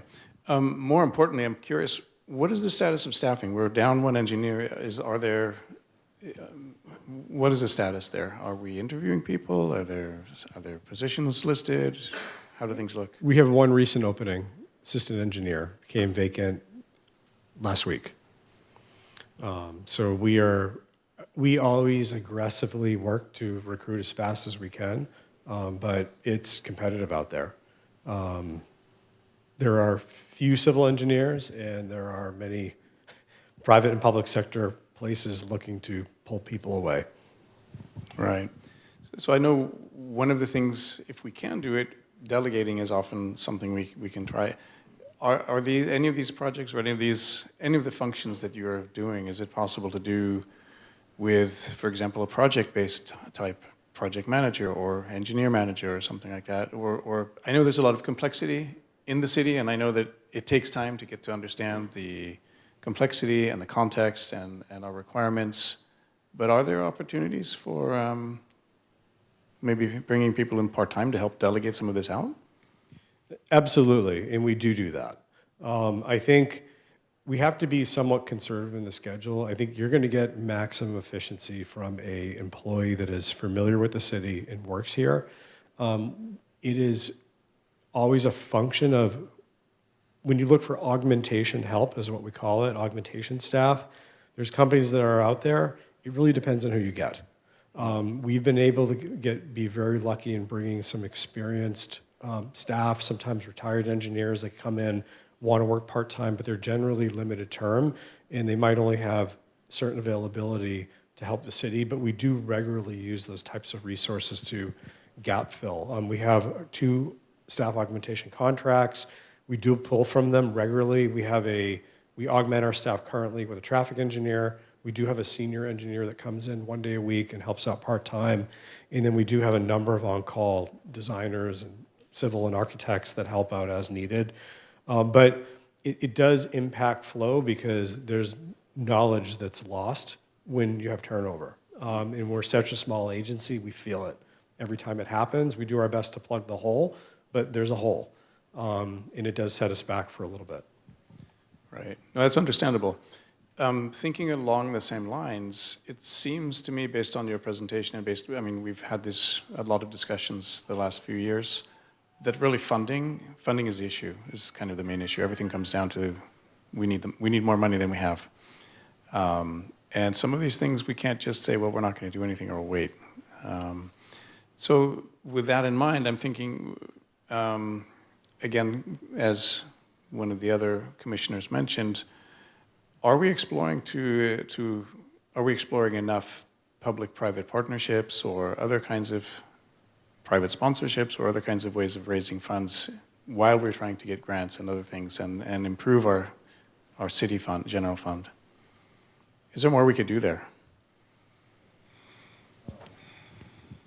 I don't know that I can fully answer that question. I mean, I think that this is going to be highlighted in our ongoing budget discussions.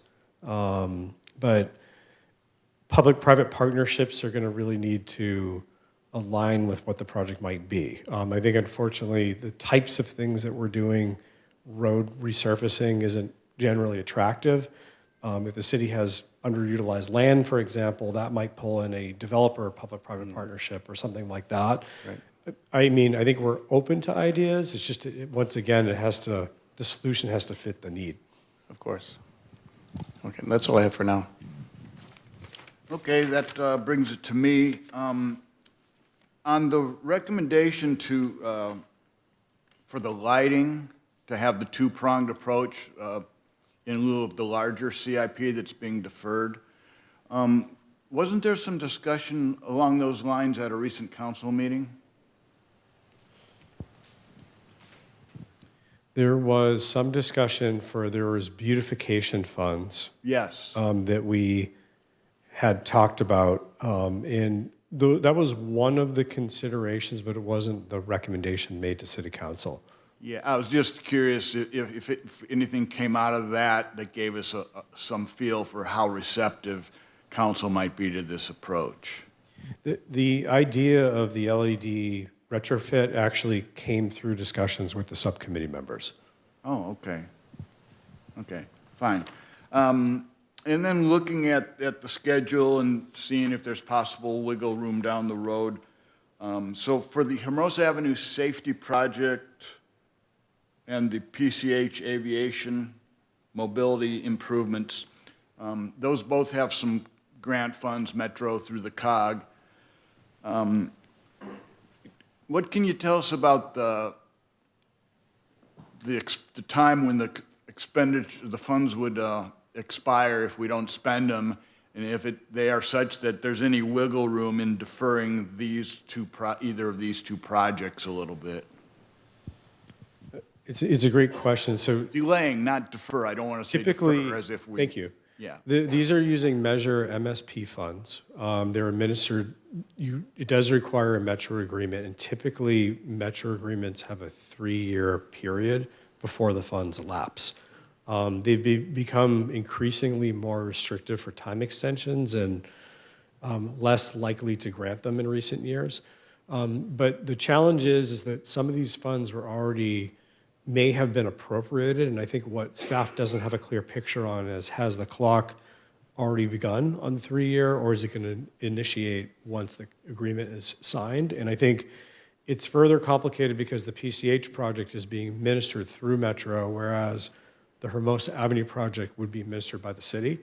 And so those funding timelines are still not fully clear. We're waiting to get that paperwork from Metro, and I think that's why we have a kind of a stretched schedule. You'll see that we don't have a lot of hours. We have a small number of hours sprinkled each month because we really don't know when it's going to hit. When these agreements come, we might actually spend more than that in 1 month, but we don't know when it's going to happen. Right, and you did mention that maybe we can get construction funds ultimately for these, at least some. Yes, so I think that when I talk about grants, I think the bad part is that they generally don't pay for things that we need it for. We're fixing the pier or the paving, but these types of grants are generally more amenable to transportation improvements. There's more money for that type of thing if there's some type of enhancement that's being made. So we do think that there's opportunity on either of these potentially, especially Hermosa Avenue, to subsequently apply for construction funds, especially through the COG. I think it would be a good fit for what their funding sources are. PCH Aviation becomes a bit more complex because of the magnitude of the project, and the elements are just not defined. I really can't even say at this point. It really depends on what the outcome is. Okay, and then when we get into just deliberations, I may elaborate more on why I'm asking this, but I think that's good for now. And that's all I have in questions. Would anyone who would like to go first on Parks and Recreation?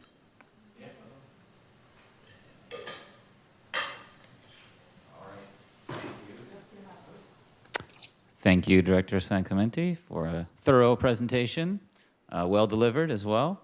So one high-level question just about the process for Public Works. Do you ever, or have you considered like putting in a placeholder in the budget for unexpected projects, or is that covered by some kind of contingency you add across all projects?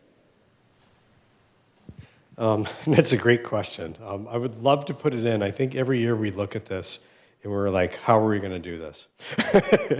And we do try to stretch it out and make it as reasonable as we can. And I think we spend a lot of time this year stretching schedules and moving things out to try to get that capacity. Because when we started, there was a lot more red. And I think it's coming down to we're having a hard time making those decisions of what can wait because we're running out of time on a lot of things. And there's this growing urgency that's in there. I mean, I think that there's some flexibility built in the schedule because we have a variety of assumptions that staff's going to take vacation, people are going to get sick. So there's some flex in the schedule. But I think at this point, if we were to add in a placeholder, which I love the idea, something would have to move. Okay. So then I have a couple of questions on specific Park and Rec related items. So 619 Kelly Courts, we have the half cement, half concrete surface that is not being resurfaced yet. Does the 270K in there, I guess two questions. The 270K, well, it's kind of one big question. Like, I guess there's a lot of cracks in that surface, and I assume the original contractor backed away from resurfacing it for a reason. So is the expected lifespan of whenever we do get it resurfaced, are we doing anything to mitigate the risk that we will need to resurface within like 3 years or have some cracks in 2 years versus the typical 5 to 10? Great question. So in terms of what the prior contractor did, we felt it was in the interest of the city to part ways. And we're going to bring a completion contractor in to address these unanticipated circumstances at those courts. Saad and team have actively been working with contractors to get quotes, and we've been evaluating a variety of different repair methods. Truthfully, we should be resurfacing that court every 5 years. We haven't ever been in a position where we're actually on cycle. And so we do need to get to a point where we're doing proactive resurfacing of these courts. And so really, there's a limited life expectancy on it. And so what we're trying to do is get a repair that's going to at least last that 5-year period for when we need to come back in and do it again, but also address some of the underlying crack issues that we have out there. So right now, we're, like I said, working through a few different options. There are vastly different methods, and we're, I think, converging on a potential contractor to move forward very soon. Okay, great. 504, playground equipment replacement. I understand the equipment has been purchased. Does that mean that this project, is it a possibility this project gets deferred and stopped? Or what would be the cost of deferring or stopping this project? The cost would be the money that we put into the project, and that equipment's sitting in the city yard right now. It's ready to go. The other hidden cost is that we do a lot of repairs on that equipment. It is beyond the end of its useful life. Our team has had to fabricate parts. We've struggled to find replacement parts. A lot of it just needs to be retired. And it's going to get increasingly harder to pass periodic playground inspections. This is another one that is really kind of at the end of the road. Okay. And then 610, Fort Lots of Fun. I understand we have a retaining wall. Ooh, sorry, piggyback question. Yeah. Commissioner Hayes. I noticed on the schedule, you've got the construction period for the playground equipment starting in August. Can that be deferred so that it's not changing out playground equipment in the middle of summer?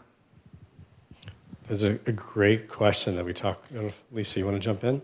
Sure. We actually talked about the schedule today, and we are aiming to have the construction start when school's back in session at the end of August, likely. We're waiting for the official school schedule to be released, but it's definitely not going to take place when Valley Park Summer Day Camp is in session either.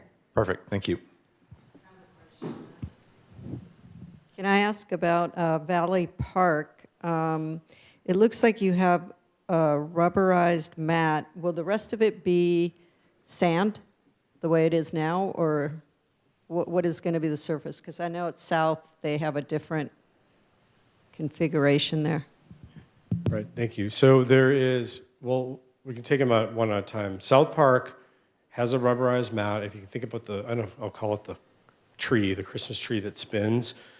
We're going to just do repairs to that mat. I think it's gotten pretty worn out. It's going to be not a full replacement, but there will be repairs to that surface at that location. At the other two parks, Seaview and South Park, Valley and Seaview, we're going to replace certain equipment, as we, I think, showed in the detailed project sheet, and you get a new rubberized mat in the area, the vicinity of that playground equipment only. It would not be the full extent of all the sand treatment. There's a lot of sand at those locations, but you would at least get either replacement or new mat installation under the new equipment, which is the new standard. And the rest would be sand? It would remain sand. Please continue. All right, 610 Fort Lots of Fun. We have a retaining wall that needs replacement, can't be maintained, so it's either replace or don't replace. And there's a wooden gate. What's the magnitude of cost for the wooden gate portion relative to the retaining wall out of the $325K that's in that? Great question. So the way that we are proposing to do it is that city crews would allocate some funds to purchase the wooden equipment. It's a very custom gate and fence, the wood structure. It was actually built by city crews years ago, and we felt that it would probably be most cost effective for our crews to rebuild it. If we were to design it and bid it out, I think we're going to pay a huge premium to do that piece. So we do feel confident if we can set aside some funds to purchase the lumber and the equipment, our crews could do it if it's approved. We would retain a contractor to rebuild the wall, which is failing. And then the project also includes replacement of the mesh fence around. It's not the entire fence, it's the mesh. And then they would repaint the posts. Great. Those are my questions. Oh, I have a follow-up on the Please do. on the gate and the side. I mean, I went up there and the termites are just eating through the bottom of it. I mean, I have pieces of the fence in here. I was wondering, have you looked at other options besides the wood? Because at least the bottom, there were termite droppings everywhere. And I'm sure you've seen them too. I think we've considered different options. I think one thought is, does it change the look in the field? Do you take the fort out of the Fort Lots of Fun if you remove the wood? So one thought was to try our best to replace in kind what they have there so that we don't alter the look. Of course, we could definitely reconsider that assumption, and it's one reason why we're here tonight for sure. But I think we did look at it. A lot of the really bad termite damage is the vertical members. We think some of the main supports could be saved or replaced, but all the stuff in there is really bad, as you said. It's crumbling, and we have done regular repairs to keep the door opening, but it does need to be removed. Or maybe just some kind of treatment the next time they put up wood so you don't have to replace it so often. Okay. Commissioner Horowitz? Tech challenged here. Thank you. I have a couple questions that aren't all in the Parks and Rec scope, but regarding CIP 623, the pier, I know it was in the press recently that Congressman Robert Garcia proposed, what do they call it? The Peer Reinvestment Act of 2026. And it's obviously not legislature yet, but is that something that we're looking at? Thank you, Commissioner Horowitz. Absolutely. That was exciting news. And I think it emphasizes the problem with a lot of these grants is that we're precluded from applying for funds to repair something like a pier. There's a lot of funding for things like bridges, but it excluded pier structures. And so that legislation would allow that to occur should it pass. So that's actually a pretty exciting development that we're going to continue monitoring. That's great. Yeah, fingers crossed on that. The Greenwich Village undergrounding, are the homeowners paying for that? Is that something that's being, because I know we've done that before in the city and it was paid for by the homeowners directly. That's correct. All undergrounding projects are paid 100% by the district residents. And that even includes some staff reimbursement time. That's great. The CIP 111, the digital signage, didn't we have digital signage out there for years? Did we not? What happened to that? On the corner of the East Lawn at the Yeah. community center, it wasn't digital. It was the old marquee style, similar that to they the put the theater letters up, marquee. yes. So we would have to do the forklift to Okay.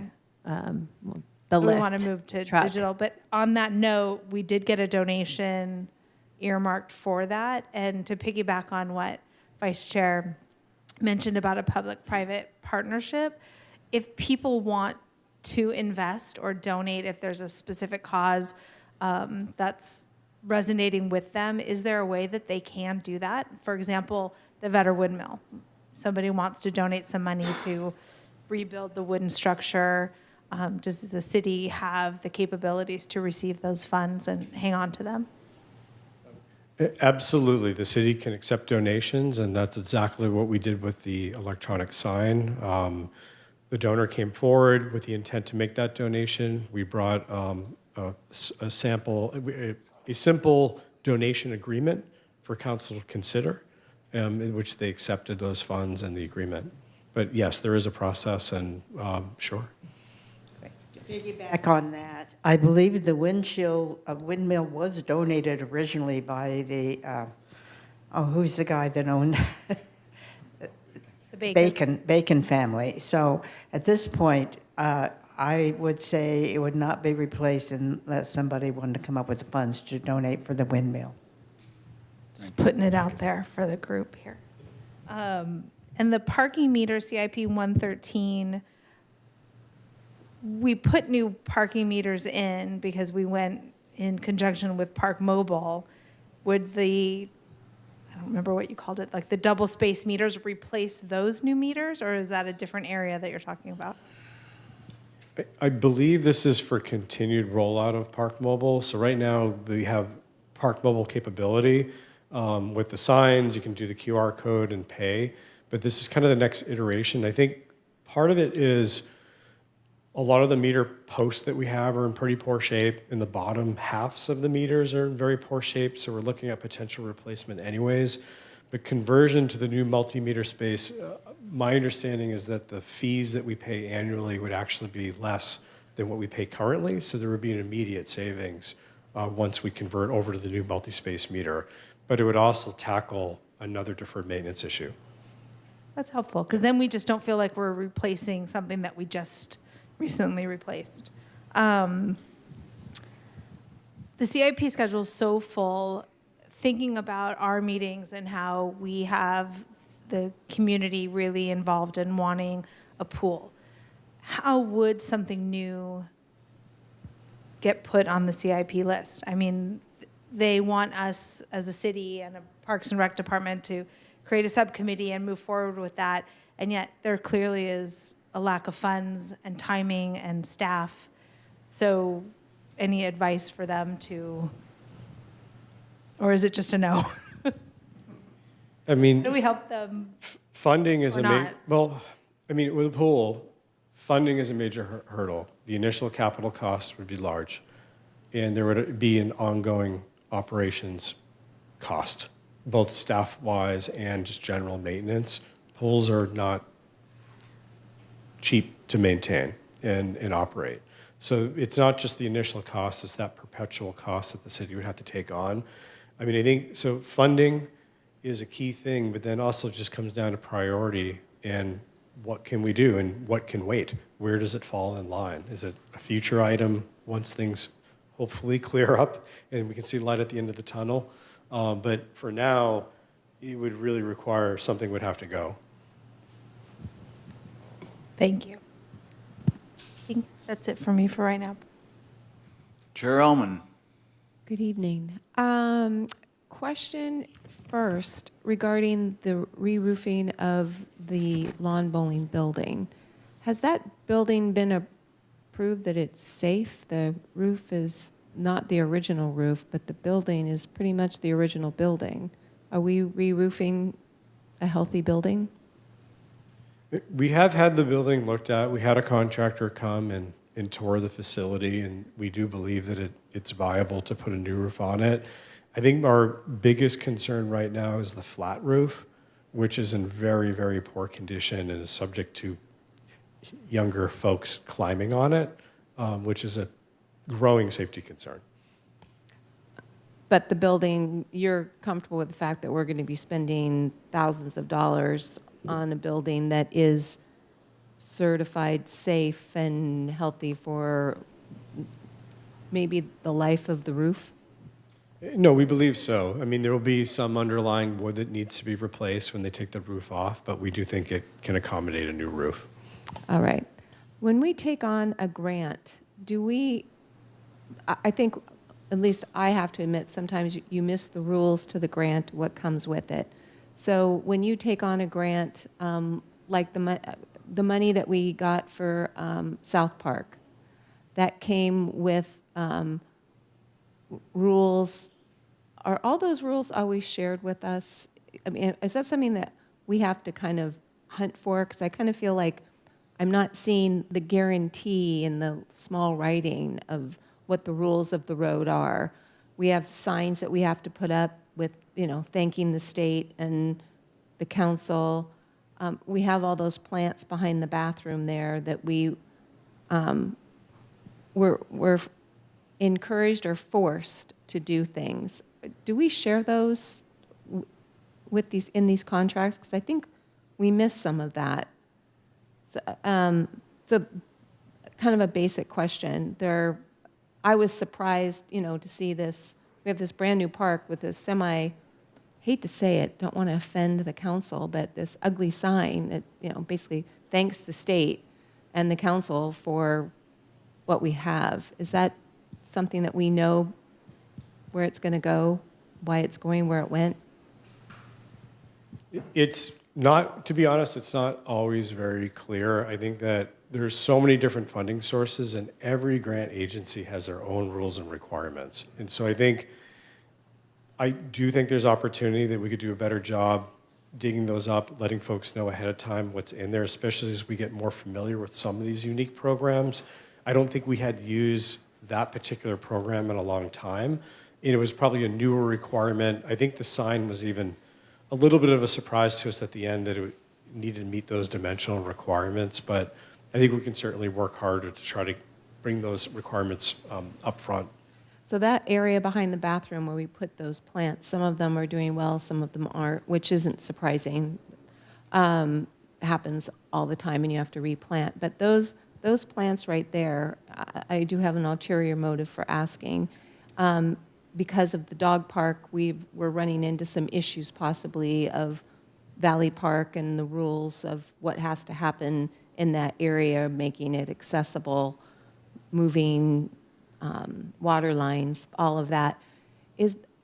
Are those plants behind the bathroom, is that part of the deal that we have to have a certain amount of these low water plants?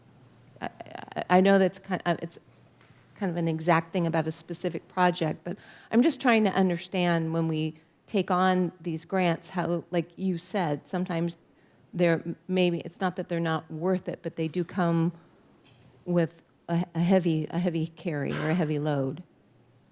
Right, it's a good question, and everyone is different, but usually what happens with grants is that There's a scope of work. That scope of work is approved, and the grantor has the assumption that those improvements are going to remain in place.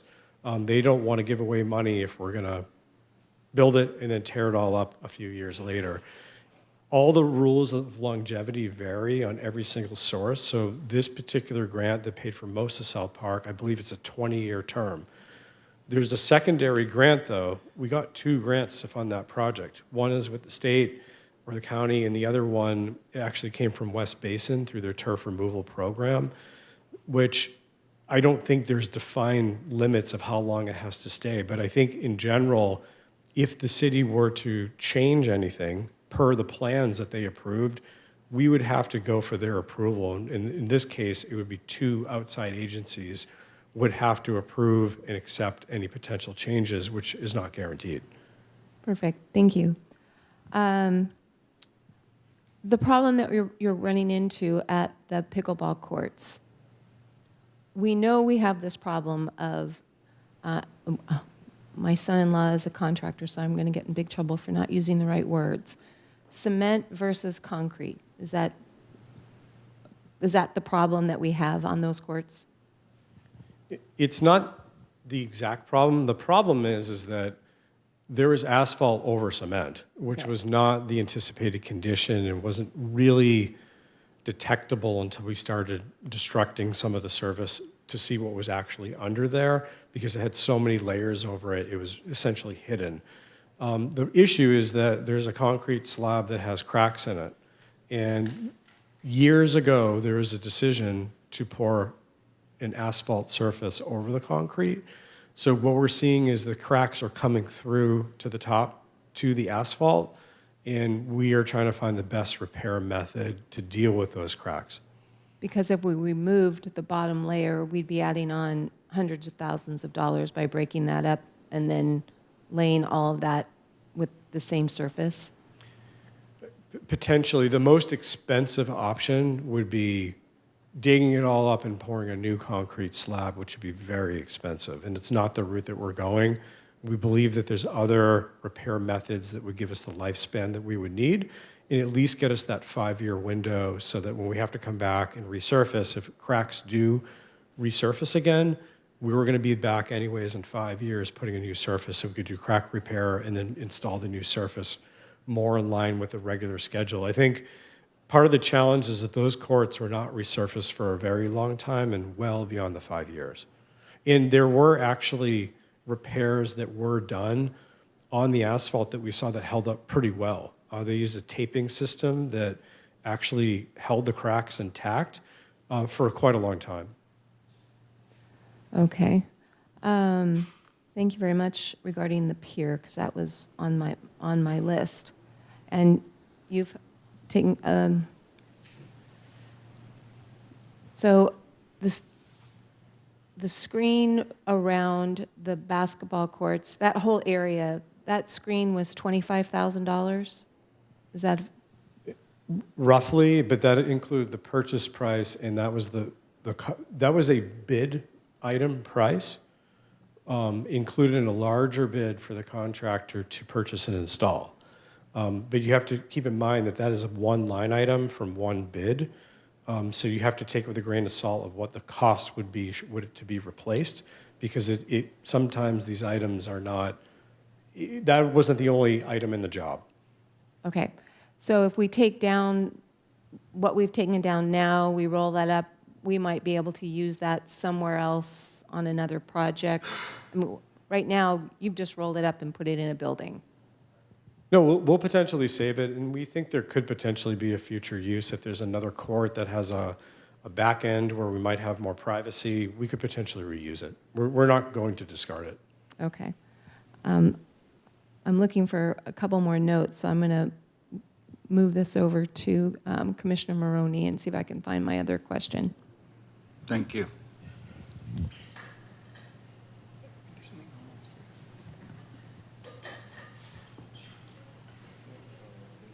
Yeah, thanks, Joe. I'm always impressed by this presentation. It's high quality and it's a lot of stuff. So I want to talk about for a minute the deferred unfunded and perhaps unloved projects, just so we have an idea of what we're not doing. So CIP 110, which is strand work, besides the barrier at 11th and 14th Street, what else is potentially in mind for the strand?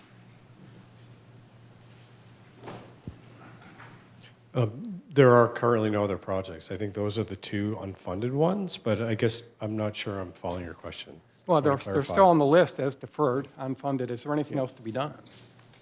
Is there anything to be done planned? I mean, these are enhancements. Right. One's a safety project. The bollards would address access restrictions on the openings. And the one on 35th Street would look at replacing the stairs or augmenting the stairs with a more level grade between Manhattan and Hermosa. But currently, there are no other projects on the radar currently. All right. And would Manhattan be responsible for part of the 35th Street work or willing to fund part of the 35th Street work? It's possible. The challenge is that most of that falls in the city right-of-way. Our right-of-way actually extends a little bit further north than the stairs. There could be a small piece that integrates into the Manhattan piece, and so we would have to coordinate with them. But it would really have to be further designed to figure out where that match line would be. And on the unfunded list, there's a line item for the park master plan at $8 million to $22 million. I mean, what's that meant to be a bookmark for? There were a lot of different things in there, and I think at a time, I don't know, Director Nichols and I tried to go through all the different elements that are in there and try to put numbers to them. There were some specific projects, but a lot of them were not specific. And so I think we did our best to put ranges on it. If we tried to do everything in the master plan, what would it cost? So these are very, very rough numbers. The CIP, that's the unfunded CIP project for the Clark Stadium bleachers, which has been on that list for, I mean, at least 5 years. Yeah, I get that we're not going to do it. My question is, has any consideration been given to putting in a proper handrail so people can get down those bleachers when they're cutting through the park? And whether there's been any consideration to eliminating the blind spot at the Cypress Gate, because the wall is high there. So if you cut that corner close to the wall, people run into each other. You can get hit by a bicycle. Mike, is there anything we can do specifically on the bleachers without doing the whole bleacher project? The bleachers, I mean, I think if you want to share with me at a later time any handrail options, that could be something we could consider. I mean, I think the challenge with the bleachers is that they need to be replaced. They're in pretty rough shape, and it doesn't meet current accessibility standards, so that's what really drives the cost. To make real improvements, we're looking at building a ramp. And then I have a process question for you. You know, we've talked about the windscreen. You know, the design elements, a lot of it is personal taste, but there's a big reaction to the windscreen. You know, we've had other design issues in the past. The backboards at Edith Broadway, some people don't like them. My question is there a way that staff can get to the commissions, make us focus on what the design choices are early on in the project? The plans did come to us, and the windscreen was on the plans. But we never discussed the windscreen because we weren't focused on it. Is there a way that staff can prepare early on in the design process? This is what it's going to look like. These are the possible choices. Do you have any thoughts? You know, same with the playground equipment. These are the options with playground equipment. Same with the lots of fun retaining wall. Once that retaining wall is removed and then replaced, you're going to be doing other work there that's going to affect the look of the park. Same with the gate. Is there a way, and I would ask, just think, you and Lisa think broadly, a way to get those issues to us purely as design issues and highlight what the choices are early on. And other than that, I'm just going to pass this to Elka. Thank you for that presentation. I learned a lot. There's some talk, I think, among residents who say, do we really need a pier? I'm wondering, if we did nothing to the pier, what would happen? We would have to close it. And is there an agency that inspects piers, and what does closing mean? It is the city's responsibility because we own the beach, we own the pier, and so that responsibility falls directly on Public Works staff. So I think we have the responsibility to conduct periodic inspections and determine whether or not it's safe for the public. If we were to stop doing work on it, we would have to do very frequent inspections. It would not be the every 5-year inspection. We'd be looking at every 6 months, every 12 months going out there because conditions change. For example, we saw conditions change at the end of the pier about 6 months ago. You may recall that it was temporarily closed at the end. We conducted an emergency inspection. We were able to resolve the issue and determine it was not a life safety issue, and then we reopened it. But that is what the future would look like. It would be continual monitoring, continual inspection, and then ultimately limited closures or full closure. And it's not far off if we fail to do these high priority repairs. Got it. And then do neighboring cities have tsunami sirens? I think you're correct. I think City of Torrance has one, but not all of them do. I don't know the extent. Our emergency manager coordinator would probably know more, who's not here tonight, but I think Torrance might be the only example. Commissioner Legvold? I was just going to jump on that because in California, the faults slip. They don't cause tsunamis. And the ones that cause tsunamis are outside of Asia, and those are 12 hours away. Everyone has a cell phone. Everyone gets emergency warnings on their cell phone. We have a lifeguard tower with vehicles that drive up and down the beach. So I think that was one of the more obvious things to defer. Yeah, and then last question. You had mentioned that, if you don't do the work, it's going to, you keep deferring on projects. It can go up, like the city yard, by $1 million, the price tag. The streets, $1.6 million. The pier, $975 million. I'm wondering, where do you get those figures from? How do you assess how much it's going to go up in a year? I know you had mentioned oil or whatever, certain material, but is there a formula, or how does that work? Thank you. So I think the different projects that you reference all went up for different reasons. So every year we do look at escalation. There's going to be escalation in construction. Paving, there's a lot more data. A lot of cities do paving, and when oil prices go up, paving prices go up. It's directly related. And so we are anticipating that project just got more expensive because oil is a lot more expensive. And we wanted to make sure that we had enough funds available when we get out to bid. We typically use unit pricing from recent construction projects, but that unit pricing is historic. We have to make some assumptions about where things will be, and that's why we put contingencies on projects, usually large ones in the beginning, and then we try to reduce those contingencies as we go through the design process and get closer. But we don't really know the full price until we advertise, because that's what the market dictates.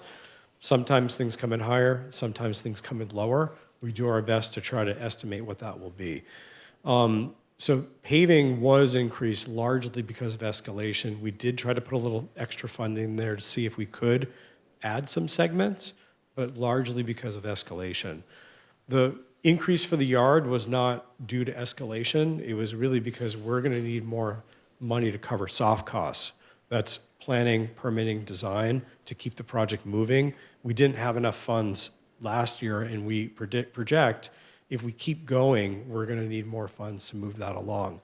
But that project needs to be scoped. And that's the thing too, is a lot of these projects need to be scoped so that we can understand the true cost of the project. So for the yard, a programming effort with a licensed architect is going to look at how many people you have, how many vehicles, how much equipment you have, how does the site work, what buildings can be saved, what buildings cannot be saved.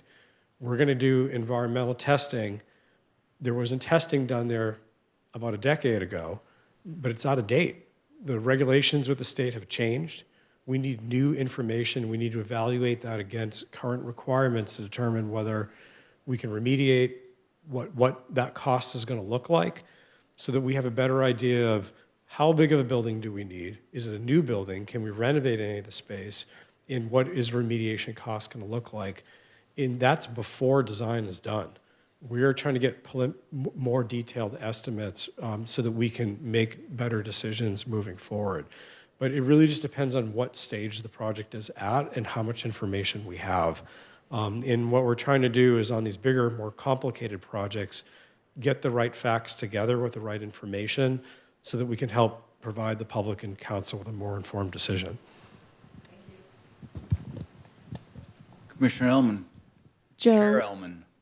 the pier, the question was asked if we don't do anything.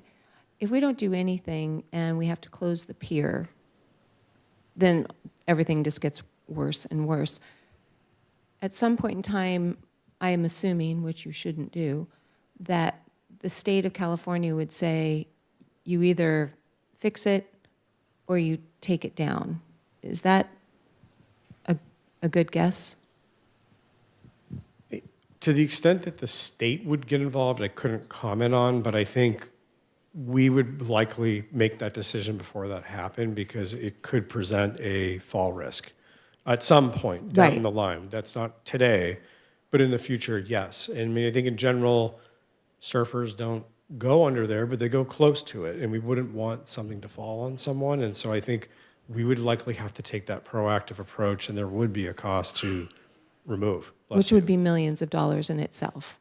Yeah, demolition alone will be costly. Okay, thank you. And thank you for, that was the question I had regarding the equipment and sharing more with us so that we can understand what the project offers that we might miss because it's not what we do. We only know how to have fun on this side of the room. Thank you. Okay, and then before we close the questions, I'll just offer up if anyone else has anything else, one more round real quick. Everybody okay? All right, then that brings us to public comment. Could you please tee that up for us? And we'll start in the chambers. This is a time for members of the public to address commission on this item only. Each speaker is limited to 3 minutes.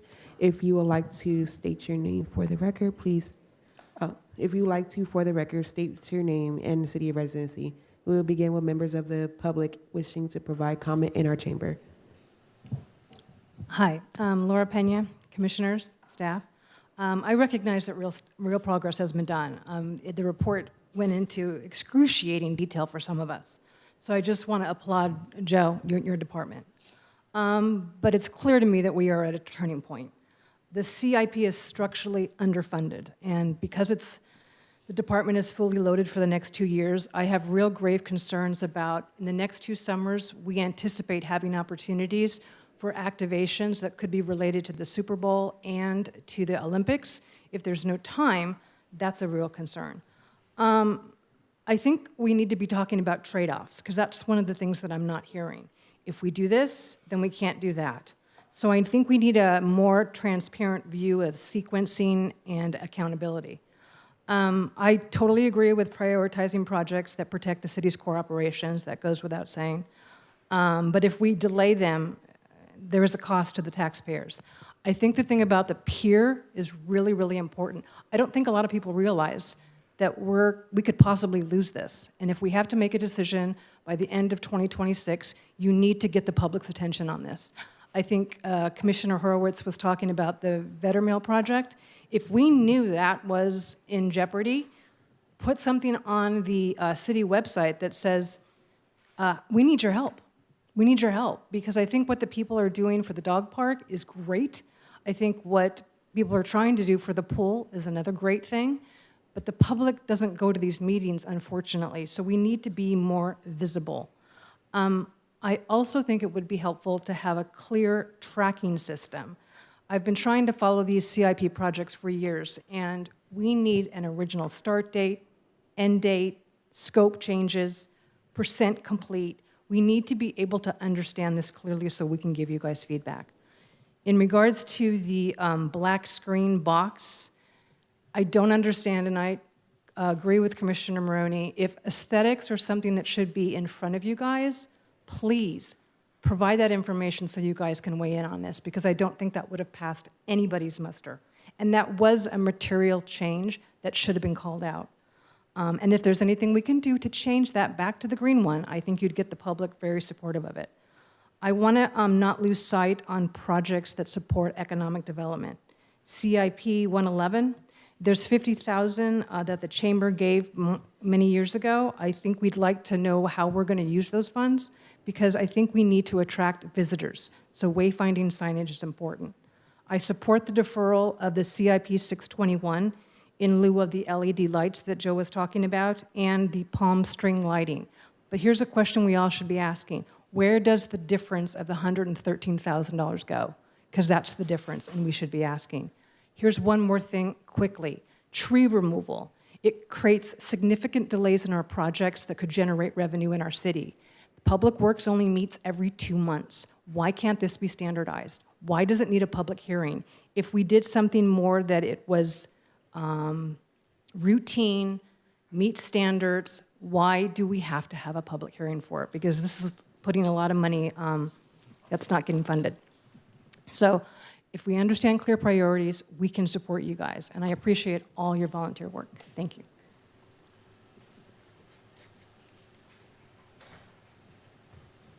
Is there anyone else in the chamber that would like to speak? No one else in chambers? Moving forward to our virtual comment, we do have Tony Higgins on the line.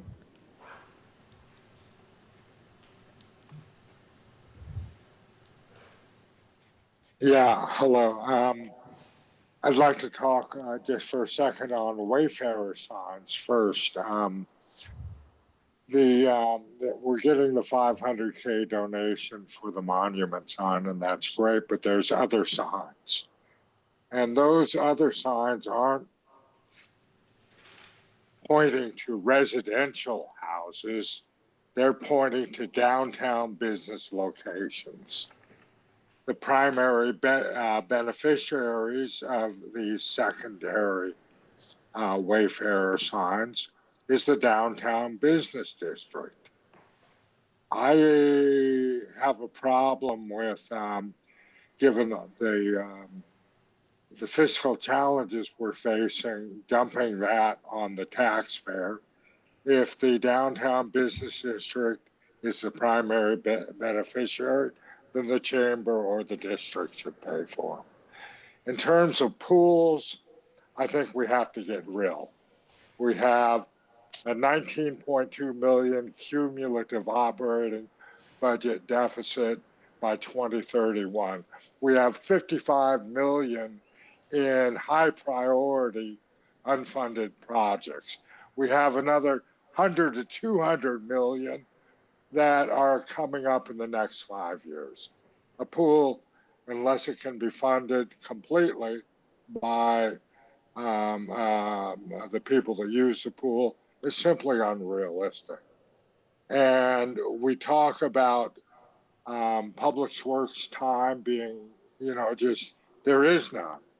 And yet every time we add a special event, not only are we losing money hand over fist in terms of recovered costs versus cost of the city, not only are we losing money hand over fist, we're digging a deeper and deeper hole. Every new special event we add, we lose money. And so until that is rectified, I don't know what we're going to do about the Olympics or the Olympics or the Super Bowl or the World Cup, but we can't continue losing money And those are my comments. Thank you. Anyone else? Seeing no other hands online. Okay, so I'll close public comment there. Is there a reason why he spoke twice? Excuse me? He spoke twice. Yeah, I believe him the first time he was talking about the budget in general and not about this specific item. I was paying attention during his initial comments. But thank you. If no one minds, though, I propose we take a 10-minute nature break at this time. Everyone okay with that? So we'll return at 9 o'clock.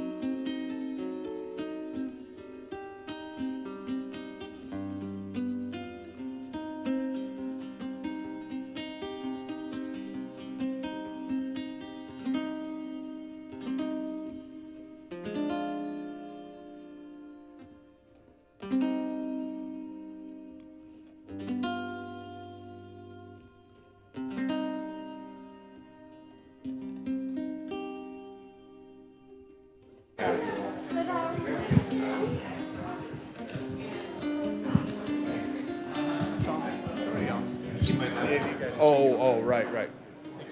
I believe we're ready to reconvene. I think everyone's here now. Everyone's back. Thank you for accommodating without knowing if it's going to be quick or drawn out as we head down the home stretch.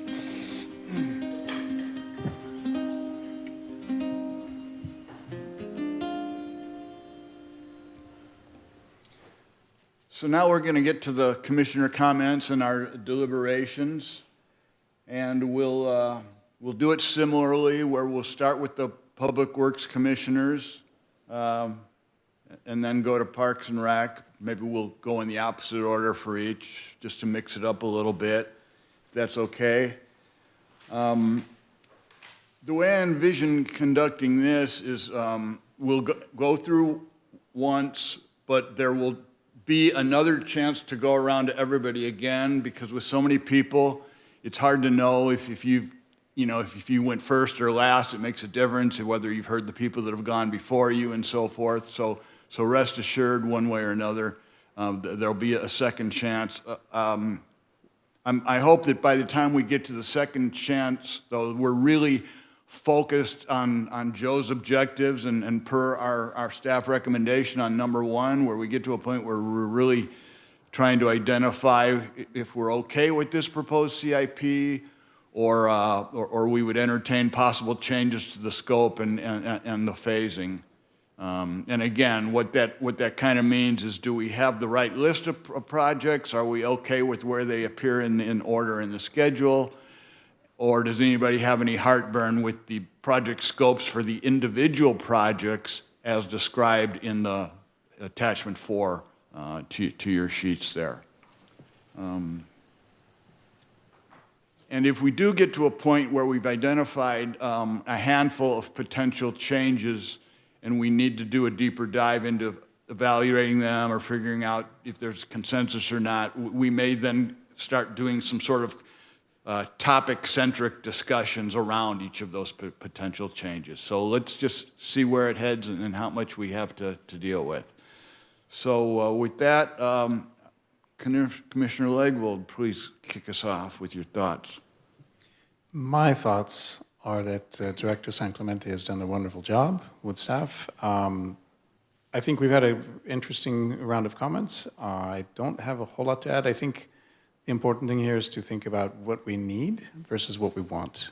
What needs to be done versus what we would like to get done. And I think the way that it's been organized and structured makes a lot of sense. It's also makes a lot of sense regarding the available resources, both in manpower and in budget and lack thereof. So I think it's a good starting point. I don't have any big objections to what it's laid out so far. That's fine. Commissioner Britton. No comment. Commissioner Hayes. Okay. So, I mean, as far as the sequencing, I mean, the top third of the page is stuff that's already, or maybe top quarter is stuff that's already being constructed. The next quarter is stuff that's already well under way as far as planning, so I don't know that there's a whole lot of movement there. You know, so, I mean, there could be some wiggle room at the bottom half of the page, but I think that you've got it kind of sorted out, you know, the right priorities of the way it has to be sequenced. We're a little bit cart before the horse because, you know, you're asking for a CIP of 23 million, but we don't know how much council will be able to give you. So, you know, if we were asked to, you know, if they came back and said, you're only getting 20, then that's another conversation of, you know, what would you take out? But I don't know that we are at that point yet, or if that's, nor if that's what we've been directed to do. So, no, I think this is well thought out. I asked my questions. I don't have any additional comments. Okay, and then I'll go now before we go over to Parks and Rec. So this plan was developed within a very challenging budget environment. We're fund constrained and we are staff constrained. And then there are a lot of other constraints that come along. Joe has his sort of red boxes around the items in the schedule. So he's also considering the safety, the legal, the grant deadlines. So trying to squeeze all this in doesn't leave us a lot of degrees of freedom.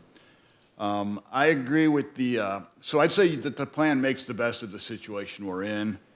And to the extent there is prioritization in the types of projects that are getting done, I agree with the general priorities in terms of the types of projects and also identifying important things like the criticality of what happens if we have deferred maintenance and the things are just going to escalate and accelerate and deteriorate and the costs are only going to go way up. I appreciate that that's an important consideration in all that.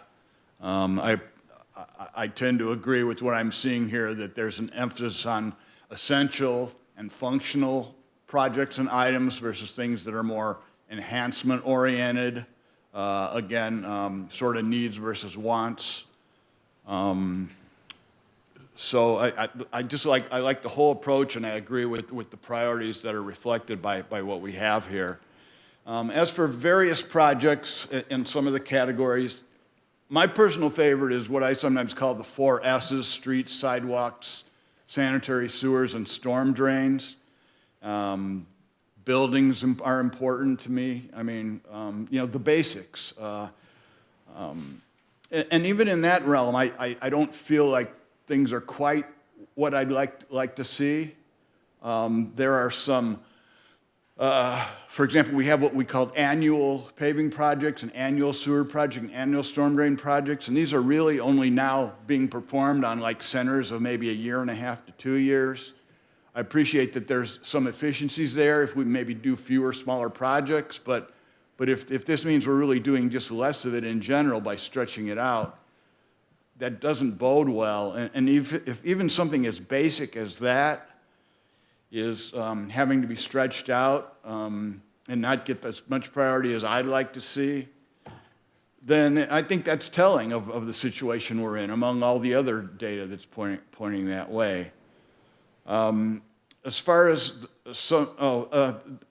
under item 2, there was some talk about what your priorities are, and you called out 5 projects among those high priorities. I absolutely agree with the paving. I absolutely agree with the dry wells in the city yard, and I'll accept what you say about the windows at the community center. We have been talking about those, and the pier. That's just a whole major item. I don't have anything to add at this time on that. I think there was a question earlier, for example, about do you add in a line item just for, we don't know what it is, but make an allocation there. I expect that Joe does that in his own mind when he thinks about things. But the reason I resonated with that question is on top of all the constraints, we do have sort of what I think of as the program risk of the unknowns, meaning the unplanned projects. And these happen. And so like last year, we had the base 3 electrical and the community center gas, and those kind of popped up around budget cycle time, and I don't know the extent to which we understood those or not. So recent history is showing us that those things are likely to happen, and then that just makes the job even harder of trying to, satisfy everything. So I thought that was really, really noteworthy. As far as back to the other things that were under item 2, that it basically boils down to the 3 projects that you were talking about deferring. I'm okay with the 3 of those and the approach, waiting for the Beal system to be developed for the tsunami siren. I like the approach of having some sort of a near-term, less expensive replacement project for the lighting. In some ways, I see that as analogous to what we had with the 14th Street restrooms, where we're going to have a major project, and it just, we were wondering, when are we going to get to it, when we were going to get to it, and we had sort of a creative, hopefully, at least tide us over solution there. I see that as being a little bit similar. So I like that. I can't remember in my notes here, and what was the third one? Oh, the windmill. I understand that. I can see there's some emotional attachment to that, but I support the deferral of that as well. So I was thinking about Oh, and then the new projects, the roof repair and the lawn bowling roofs, those are sort of things that came up upon us, and those fall into the category of, you know, we can only defer maintenance on certain things so long, and it's, you know, and we just need to go do it. So I think I understand the philosophy there.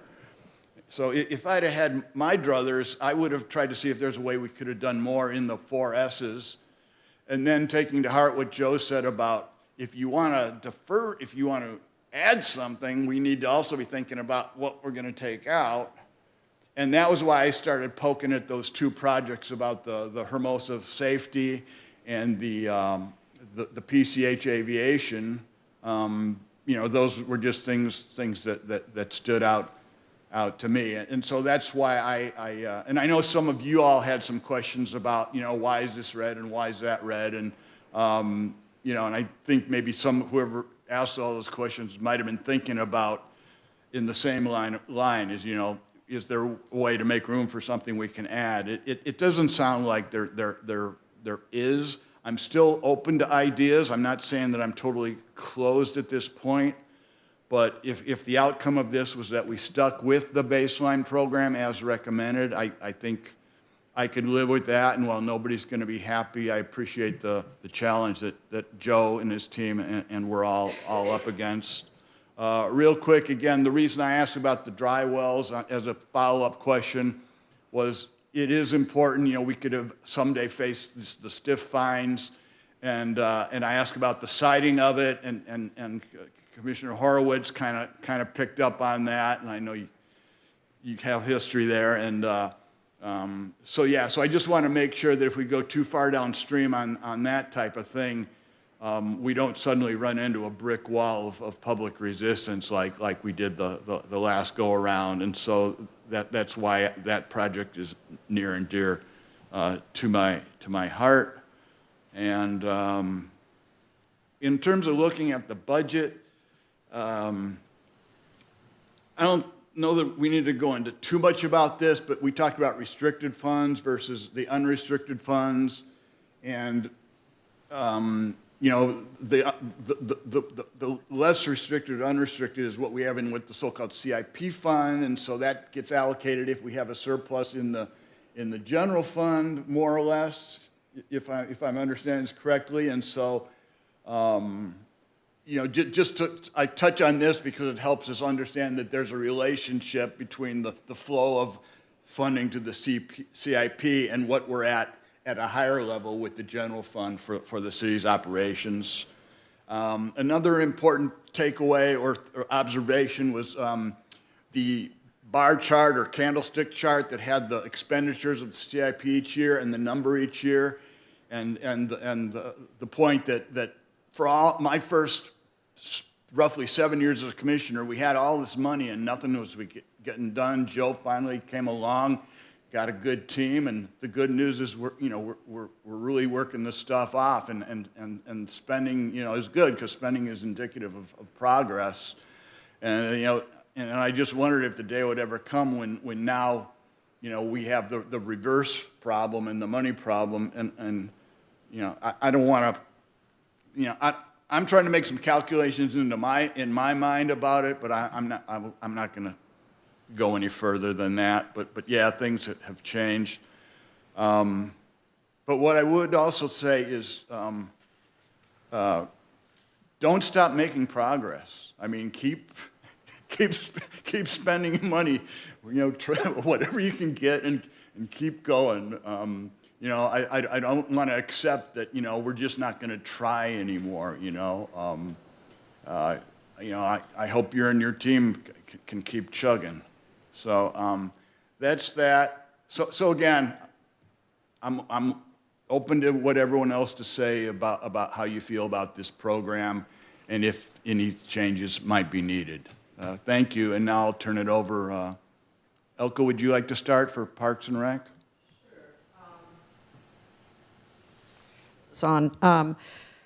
I'm in agreement with the high priority projects because I think if we don't do them now, they're just going to cost more and more. And when I see $1 million and another $1 million, and you know, it's a lot of money, and best to get those done now. And the deferred projects as well. The tsunami siren and lighting for the roof repairs is a good idea too.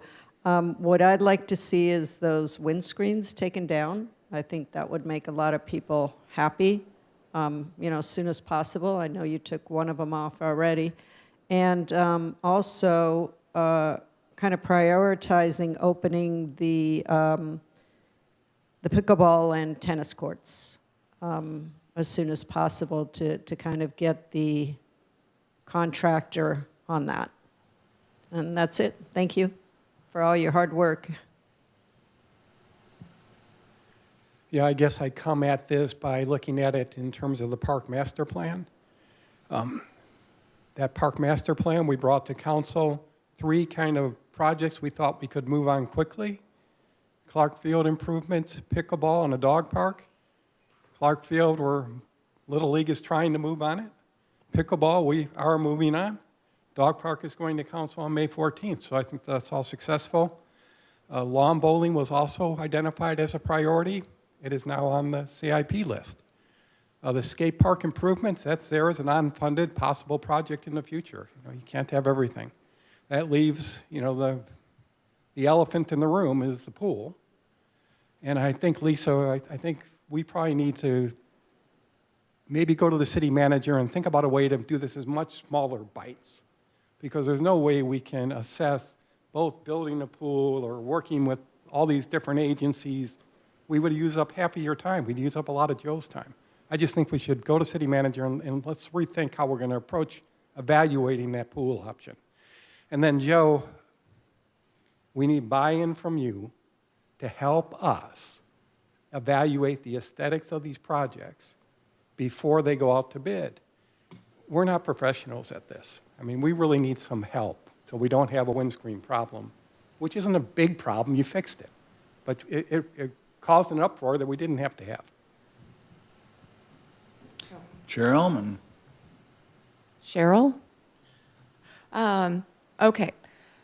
I think there's a conversation that Parks and Rec needs to have about the fact that I do agree with Mr. Higgins that even though we do charge for staff time for the events that we have, it does take away from what we're trying to do, whether it's just staff answering the emails that they get about the problems in the city or just their daily log. If anyone has ever spent any time with Public Works, that team is amazing, and my respect to them is 10 miles long. I am so impressed with how they work as a team and the way that they are able to help us with all of the problems that we have. But we do add to it when we all of a sudden get a phone call and we have this major opportunity, and I will call it out. The Nike Run is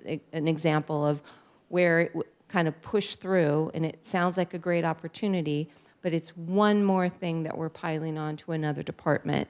And I think that in the future, when we have our honest talks at the dais, that we should really consider that, because your comments today, Joe, were about how busy you are. You've made it very clear many times, and I'm sure you're sort of tired of repeating yourself. I always like coming after Tom because the lawyer in him is so direct. And I do think that you and us should be proud that we've been able to get a solid start and almost a finish. The Clark building is done. And that the lawn bowling building,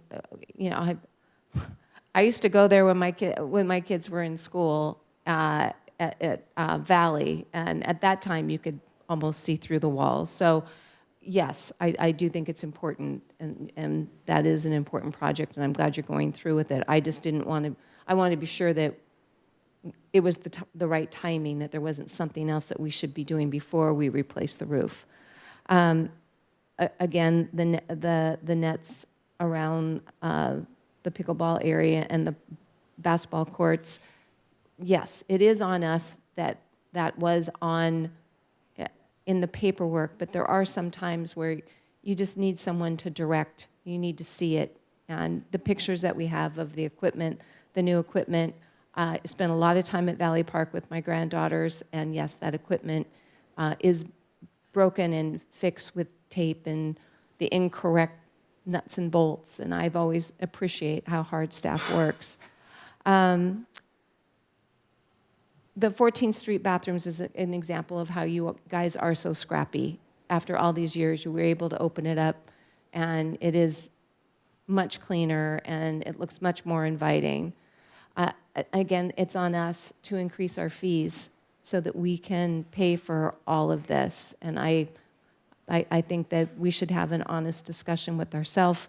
I do agree with Tom that we do need some more black and white direction from the city manager of how we're going to deal with the pool. It's obvious that the residents that are working on this are fighting us as much as we're fighting them. You don't have the bandwidth, and they don't have the expertise, but that doesn't get us anywhere. So I agree that we should be looking to the city manager for more direction of where we want to go with that. Everything that you've done so far, Joe, is amazing. I'm always impressed with the CIP. It's a meeting that probably no one watches, but when you do finally watch it, it's pretty damn amazing what you do, how you organize it, and who doesn't like a colorful chart. So thank you. The amount of information in here is staggering, and you put it together so thoroughly and so easy to follow. My comments are going to be redundant. I think prioritizing safety is at the top of the list. I think prioritizing projects where to not prioritize them would only lead to more costly fees and costs in the future. And then obviously the resident and visitor enjoyment. But I think if you don't do some projects, it's just going to end up costing you more. As efficient and qualified as your team is, Joe, I would imagine that a redone city yard that isn't a safety hazard in and of itself would make your team even more efficient. So how do you deny that? One comment on the black box. You made a statement that in the design, the bid, they were supposed to be 85% transparent. And I would argue that they are almost 0% transparent. And I would maybe go back to the person who said that they were 85% transparent and see if they would redo them at their cost. So maybe there's a way it doesn't cost the city money and we could reuse them somewhere else. But if they're trying to say that those windscreens are 85% transparent, I would challenge them to come out and see them for themselves. So I think I'm pretty much in agreement with all my colleagues here. All right, so for me, very broadly, I'm in support of the plan put forth here by staff. I do have a couple recommendations and things I hope you would consider. The first one is just around the power of prioritization. This plan does represent priorities of projects already in flight or already being advertised, and there's a significant number that are fixed for regulatory, safety, or funding reasons, and I think that's important. But prioritization, what I mean by that specifically is looking at everything in the preparation and not yet started columns, and literally stack ranking them 1, 2, 3, 4, 5, 6, 7, 8. That is a priority to me. That's what prioritization means to me. And that can be very powerful because anytime a new emergency comes up, you can say, all right, here's this new thing. Where is it more or less important? Where does it fit on this whole list of things in our backlog, right? And it allows you to make a much faster decision about things that you weren't expected because you know the things in your backlog, how they are prioritized. And those priorities can change often. Things can change, right? And that's fine, but maintaining a stack rank list of projects in the backlog is something I would highly recommend you consider doing. And I'm happy to share more detail about how you could do that because I think it's super powerful.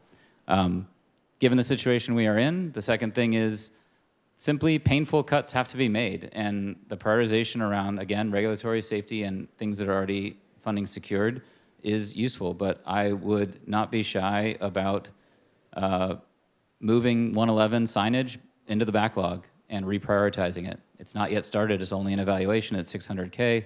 That's $500,000, and it's not a must. Even 113 multi-space parking meetings, I don't, that one's already potentially out to bid, so, and it's only 365, so relatively, the cost of pulling that one back is probably not worth what it would probably take to finish it off. But that's another one I would consider. And then based on some of the comments, 106 annual street improvements, it sounded like maybe there was some scope fungibility there. I know there's some funding related to that, so obviously we want to maximize the use of that, but maybe there's scope out of there that can be pulled back and put in the backlog, again, to be stacked rank against everything and get us to a more tight number of total dollar spend, so we make the best use of our funds. But I don't think anything in the advertising and construction and closeout phases, there's nothing you can really strike from there. That's just where we are in the timeline, so no point in even dealing with that. It's just looking at all this other stuff and deciding what is actually most important, what is least. So those are my recommendations for you to consider, but otherwise I'm in support of the staff recommendation overall. All right, thanks. Any other comments now? And then I'm going to ask Joe a question. And go ahead, Tom. Yeah, as far as what Todd is suggesting, the only thing I would disagree with is the electronic sign. We have the money. It's been on the list a very long time. It goes back to 2014 when the chamber gave us money. It is the one way left to us to reach out to residents who are not looking for information, but can use the information. It is a powerful way to say, this is what we're doing. Sign up to do this. Join the 5-0 club. It's a really powerful, effective way to do it. So I love that project, and I'm totally in agreement with the priorities you've set. Commissioner Legvold, is this regarding the sign? Go ahead. Regarding, his comment, Commissioner Moroni. Yeah, no, I agree. And there was a comment initially about we should be doing some marketing and some work around bringing businesses and tourists here during the upcoming events. That could be a piece of that larger focus on bringing people here for World Cup, for Olympics, for other larger events where they can come to this great little beach town they may not have heard of before. Yeah, I was going to agree with that. That money's been given to us. This is not the chamber money. It's a private donation from citizens, and that money's there and ready to go. And I definitely agree. We need on that.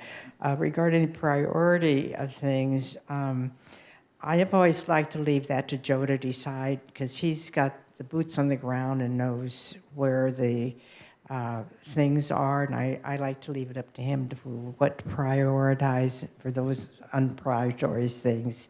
So I like to, his staff and him know exactly what to move around quickly and not affect other things. So I like to leave that decision up to him.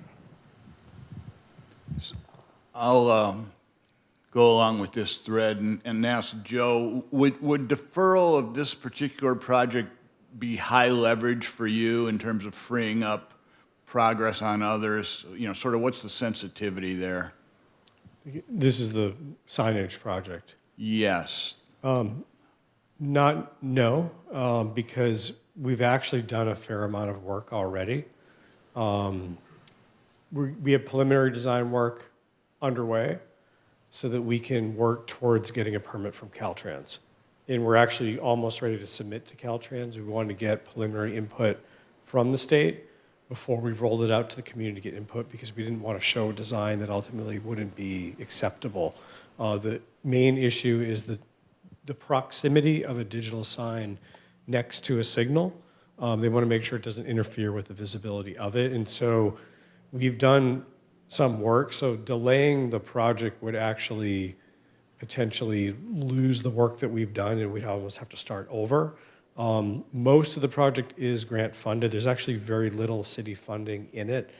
We have to clarify, there's a $500,000 donation that was dedicated for the primary use of the digital sign, in the agreement that we have with the donor does allow excess funds, should they be available after the installation of the sign, could be directed towards the gateway signs, in as many as we can afford with that money. The chamber had made a $50,000 donation 12 years ago, roughly, I believe, that was originally dedicated for the use of the electronic sign only. We've since spoken to the chamber, and my understanding is that their board has agreed to allowing us to redirect those funds for the downtown wayfinding component, which would now fill the third gap of funding that we had. Currently, staff's not recommending any additional funding. We're trying to work within the budget that we have. Go ahead, Commissioner Tellis. I just want to clarify, like, I think the sign is a good idea. The signage project is a good project. It's a good idea. My comments were more about looking at the totality of CIPs and literally taking the scalpel and making very painful cuts to things that, you could argue are not absolutely necessary. That's the spirit in which I made that comment. So I just want to clarify. And for what it's worth, when you initially brought that up as a candidate, I was open to the idea, and then especially what your colleagues had to say got me thinking the other, and that's why I asked Joe, what he thought of it. And so at this point, I think it's good that someone tried to propose something. Although in this case, I think we're gonna go ahead and not accept that recommendation. It looks like okay. I'll make one last comment. People talked about, what a great report we had and how thorough and everything. And one of the point I did want to make in my remarks was there's so much rationale for what you're doing described in the report. And I just wanted to highlight that particular aspect of the report as well.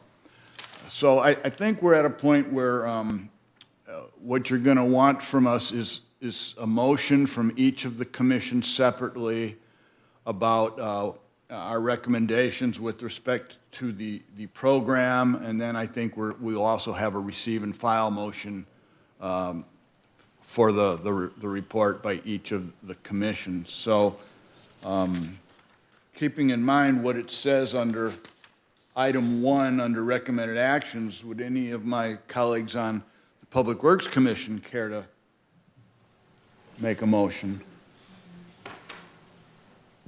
I'll make a motion that we accept the recommendations listed in item 1 as to receive and file these, and I recommend we go with what's listed in item number 1.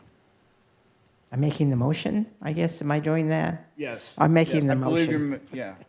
Clarify. Okay, I'm making the motion, and we go with the recommendations in item 1.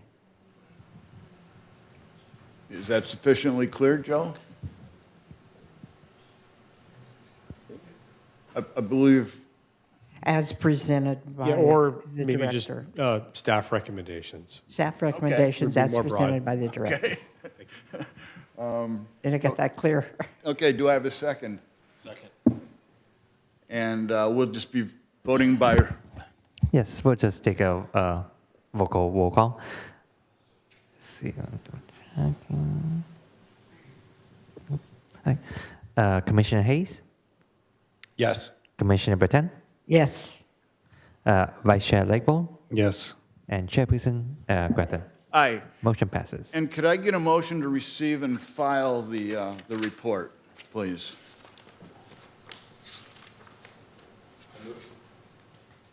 I move that we receive and file the report as presented by staff.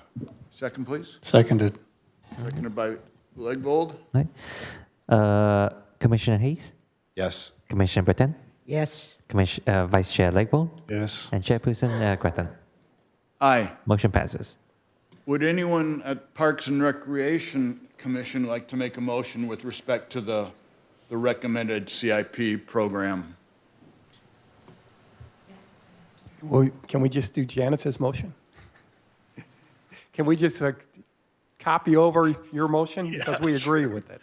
As long as that's understandable and Director Nichols is okay with that. Yeah, so right now I have two motions from the Public Works Commission. The first was to approve staff's recommendations pertaining to the CIP, and the second was to receive and file the report. So the Parks Commission, if they would like to duplicate both of those motions. I would move that we duplicate both of those motions. It could be fancy doing one motion. Efficiency over here. I'll second. Vote, please.